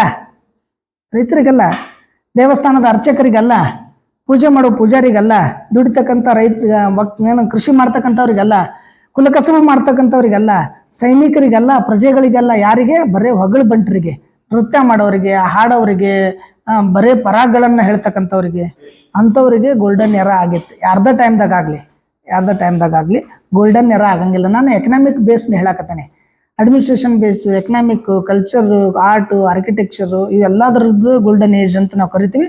ಬಟ್ ಅದು ಎಷ್ಟರ ಮಟ್ಟಿಗೆ ಸರಿ ಅನ್ನೋದನ್ನು ನಾವು ವಿಮರ್ಶೆ ಆಗ್ತಿರ್ಬೇಕು. ಸಂಗೀತ ಯಾರಿಗಿತ್ತು ಅಂತಂದ್ರೆ ಶ್ರೀಮಂತರಿಗಾಗಿತ್ತು ಸಂಗೀತ. ಅದಕ್ಕೆ ಘರಾಣ ಅನ್ನುವಂಥ ಫ್ಯಾಮ್ಲಿಗಳು ಬಂದಿದ್ದು. ಸಾಮಾನ್ಯರು ಸಂಗೀತ ಕೇಳೋದು ಯಾವಾಗ ಅಂತಂದ್ರೆ ಕುಟ್ಟಾಗ, ರುಬ್ಬಾಗ, ಬೀಸಾಗ, ಅವಾಗಟ್ಟ ನೋವುಗಳನ್ನು ನಾನು ಹೇಳಿದ್ರೆ ಒಂದು ಉಪನ್ಯಾಸ ಕೊಟ್ಟಿದ್ರು ನನಗೇನಂತಂದ್ರೆ ಅದು ಜನಪದ ಸಾಹಿತ್ಯದಲ್ಲಿ ಮಹಿಳೆ ಅಂತೇಳಿ ಯಾವುದೊಂದು PU ಕಾಲೇಜ್ ಐತಿ ಇಲ್ಲಿ ಅಥಣಿ ತಾಲೂಕಿನಾಗ, ಯಾವುದೋ ಊರ ಹೆಸರು, ಅಲ್ಲಿ ಊರಿಗೆ ಕರೆದಿದ್ರು. ಅವಾಗ ನಾನು ಅದ್ರ ಬಗ್ಗೆ ಹೇಳಿದ್ದೆ, ಈ ಸಾಹಿತ್ಯ ಹೆಂಗೆ ಹುಡ್ತೈತಿ ಅಂತ. ಈಗಿನ ಸಾಹಿತ್ಯ ಅಲ್ಲ, ಜನಪದ ಸಾಹಿತ್ಯ ಮತ್ತು ಬಡವರಲ್ಲಿ ಸಾಹಿತ್ಯ ಹೆಂಗೆ ಹುಡ್ತೈತಿ ಅಂದ್ರೆ ಹೆಚ್ಚು ನೋವಾಗತ್ತವ್ರು ಸಾಹಿತ್ಯ ಆಗ್ತೈತಿ. ಅಳೋ ಸ್ಟೈಲ್ ಬರ್ತೈತಲ್ಲ, ಯಾವಾಗ ಅವ್ರ ಹೇಳ್ಕೊಂಡು ಅಳ್ತಿರ್ತಾರಲ್ಲ, ಹಂಗೆ ಸಾಹಿತ್ಯ ಉಟ್ಕೊಳ್ತೈತಿ ಅಂತ. ಬೀಸಾಗ, ಕುಟ್ಟಾಗ, ರುಬ್ಬಾಗ, ಕೂಸು ಅಳಾಗ, ಕೂಸು ನಗಾಗ ಅವೆಲ್ಲ ಹಾಡುಗಳು ಉಟ್ಕೊಳ್ತಾವ. ಅದಕ್ಕೊಂದು ಹಿನ್ನೆಲೆ ಇರ್ತೈತಿ ಅಂತ. ಬಟ್ ಈಗಿನ ಸಾಹಿತ್ಯಕ್ಕೆ ಆಗಿನ ಸಾಹಿತ್ಯಕ್ಕೆ ಭಾಳ ವ್ಯತ್ಯಾಸಗಳದಾವ. ಈಗಿನ ಸಾಹಿತ್ಯ ಬರೀ ಕಲ್ ಮೇಲೆ ಕಲ್ಲಿಟ್ಟು ಜಜ್ಜುದು ಅದಾವ. ಬರೀ ನಾ ಬರ್ತೀನಿ ನೀ ಬಾ ಹೊರಗನು ಅದಾವ. ಜೀವನ ಮಾಡ್ಕೊಂಡು ತಿನ್ನು ಅನ್ನುವಂಥ ಯಾವ ಸಾಹಿತ್ಯನೂ ಇಲ್ಲ ಈಗ. ಅದಾವೇನ್ರಿ ಅವ್ರ ಜೀವನ ಮಾಡ್ಕೊಂಡು ತಿನ್ನೋ ಸಾಹಿತ್ಯ ಇಲ್ಲ. ಎಲ್ಲಾನು ಡಬಲ್ ಅಲ್ಲ, 10 ಮೀನಿಂಗ್ ಇದ್ದಿದ್ದು ಹಾಡುಗಳದಾವ. 1 ಮೀನಿಂಗ್ ಅಂತೂ ಬಿಡ್ರಿ ನಾವು ಅಂಥವ ರೀಲ್ಸ್ ನೋಡ್ಕೊಂಡು ಕೂತ್ಬಿಡ್ತೀವಿ ನಾವು. ಸಾಹಿತ್ಯ ಹಂಗಿಲ್ಲ. ಸಾಹಿತ್ಯ ಕುಳ್ಕೊಂತ ಹೋದ್ರೆ ಕೇಳ್ಕೊಂತಿದ್ರ ಬೇಕಾದಂಥ ರೋಗ ಇದ್ರೂ ಗುಣಪಡಿಸೋದ ಸಾಹಿತ್ಯ ಅಂತ. ಅದು ನಮ್ಮ ಕಡೆ ಇಲ್ಲ, ನಮ್ಮಲ್ಲಿ ಸಂಗೀತದ ಇಲ್ಲದ. ಭಾಳ ಜನರು ಹೇಳ್ತಿರ್ತಾರೆ, ಒಂದು ಸ್ವಲ್ಪ ಸಣ್ಣಗೆ ಹಾಡ ಹಚ್ಕೊಂಡು ಬಿಡ್ರಿ, ಹಂಗೆ ನಾನು ಜಾರಿ ಬಿಡ್ತೇನೆ ನಿದ್ದಿಗೆ, ಒಂದು ಸ್ವಲ್ಪ ಮನ್ಸಿಗೆ ನೆಮ್ಮದಿ ಸಿಗ್ತೈತ್ರಿ ಅಂತಿರ್ತಾರೆ. ಈಗಿನ ನೆಮ್ಮದಿ ಇಲ್ಲ, ಈಗೆಲ್ಲ ಹೊಡೆದ ಬಿಡ್ತಾವೆ ಸತ್ಯ.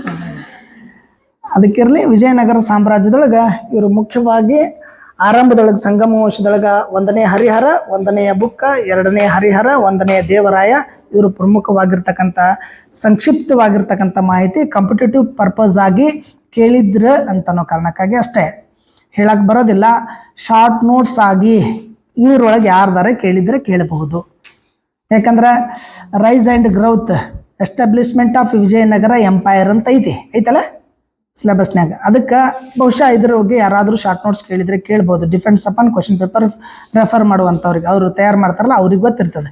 ಹೇಳಕ್ಕೆ ಬರೋಂಗಿಲ್ಲ, ಶಾರ್ಟ್ ನೋಟ್ಸ್ ಕೇಳಿದರೆ ಕೇಳಬಹುದು ಅನ್ನೋ ಕಾರಣಕ್ಕಾಗಿ ಮತ್ತು ಕಾಂಪಿಟೇಟಿವ್ ಹೆಲ್ಪ್ ಆಗಲಿ ಅನ್ನೋ ಕಾರಣಕ್ಕಾಗಿ ಸಂಕ್ಷಿಪ್ತವಾಗಿರ್ತಕ್ಕಂಥ ಮಾಹಿತಿ. ನೆಕ್ಸ್ಟ್ ಕ್ಲಾಸ್ದೊಳಗೆ ಇಮ್ಮಡಿ ದೇವರಾಯ ಅಥವಾ ಪ್ರೌಢ ದೇವರಾಯ ಅಂತ ಅವನು ನೋಡೋಣ. 1424ರಿಂದ 1446 ತನಕ 2ನೇ ದೇವರಾಯ ಅಧಿಕಾರವನ್ನು ನಡೆಸ್ತಾನ. ವಿಜಯನಗರದ ಭಾಳ ದೊಡ್ಡ ಕಾಂಟ್ರಿಬ್ಯೂಷನ್ನು ಪ್ರೌಢ ದೇವರಾಯಂದು, ಇಮ್ಮಡಿ ದೇವರಾಯಂದು ಇಬ್ಬರು ಭಾಳ ಇಂಪಾರ್ಟೆಂಟ್. 2ನೇ ದೇವರಾಯ ಮತ್ತು ಕೃಷ್ಣ ದೇವರಾಯ ಎಂಥ ವಿಚಿತ್ರ ಅಂತಂದ್ರೆ ಇವರಿಬ್ಬರಿಗಿಂತ ದೊಡ್ಡ ಸಾಮ್ರಾಜ್ಯ ಇದ್ದಿದ್ದು ರಾಮರಾಯಂದ. ಬಟ್ ಇಷ್ಟ ಫೇಲ್ಯೂರ್ ಆಯ್ತು. ಅಕ್ಬರ್ಗಿಂತ ದೊಡ್ಡ ಸಾಮ್ರಾಜ್ಯ ಔರಂಗಜೇಬದ್ದ, ಬಟ್ ಇಷ್ಟ ಫೇಲ್ಯೂರ್ ಆಯ್ತು. ಫೇಲ್ಯೂರ್ ಆಗಿದ್ದರಿಂದ ಆ ಸ್ಟೋರಿ, ನಾವು ಫೇಲ್ಯೂರ್ ಸ್ಟೋರಿಗಳನ್ನು ನಾವು ಮಾಡೆಲ್ ಅಂತ ಇಟ್ಕೊಳ್ಳಂಗಿಲ್ಲ, ರೂಲ್ ಮಾಡಲ್ ಆಗಂಗಿಲ್ಲ. ನಾವು ಸಕ್ಸಸ್ ಸ್ಟೋರಿಗಳನ್ನು ಅಷ್ಟೇ ಇಟ್ಕೊತೀವಿ. ಆ ಸಕ್ಸಸ್ದೊಳಗೆ ದೇವರಾಯ ಸೆಕೆಂಡು ಮತ್ತು ಕೃಷ್ಣ ದೇವರಾಯ ಅದಾನ. ರಾಮರಾಯಂದು ಹೇಳೋಣ ಪಾಲಿಸೀಸ್ಗಳನ್ನು ಏನು ಬೇಕಲ್ಲ ಅವನ್ನ ನೋಡೋಣ ಅಂತ. ನಾಳೆ 2ನೇಯ ದೇವರಾಯ ಪ್ರೌಢ ದೇವರಾಯನ ಬಗ್ಗೆ ನಾಳೆ ನೋಡೋಣ.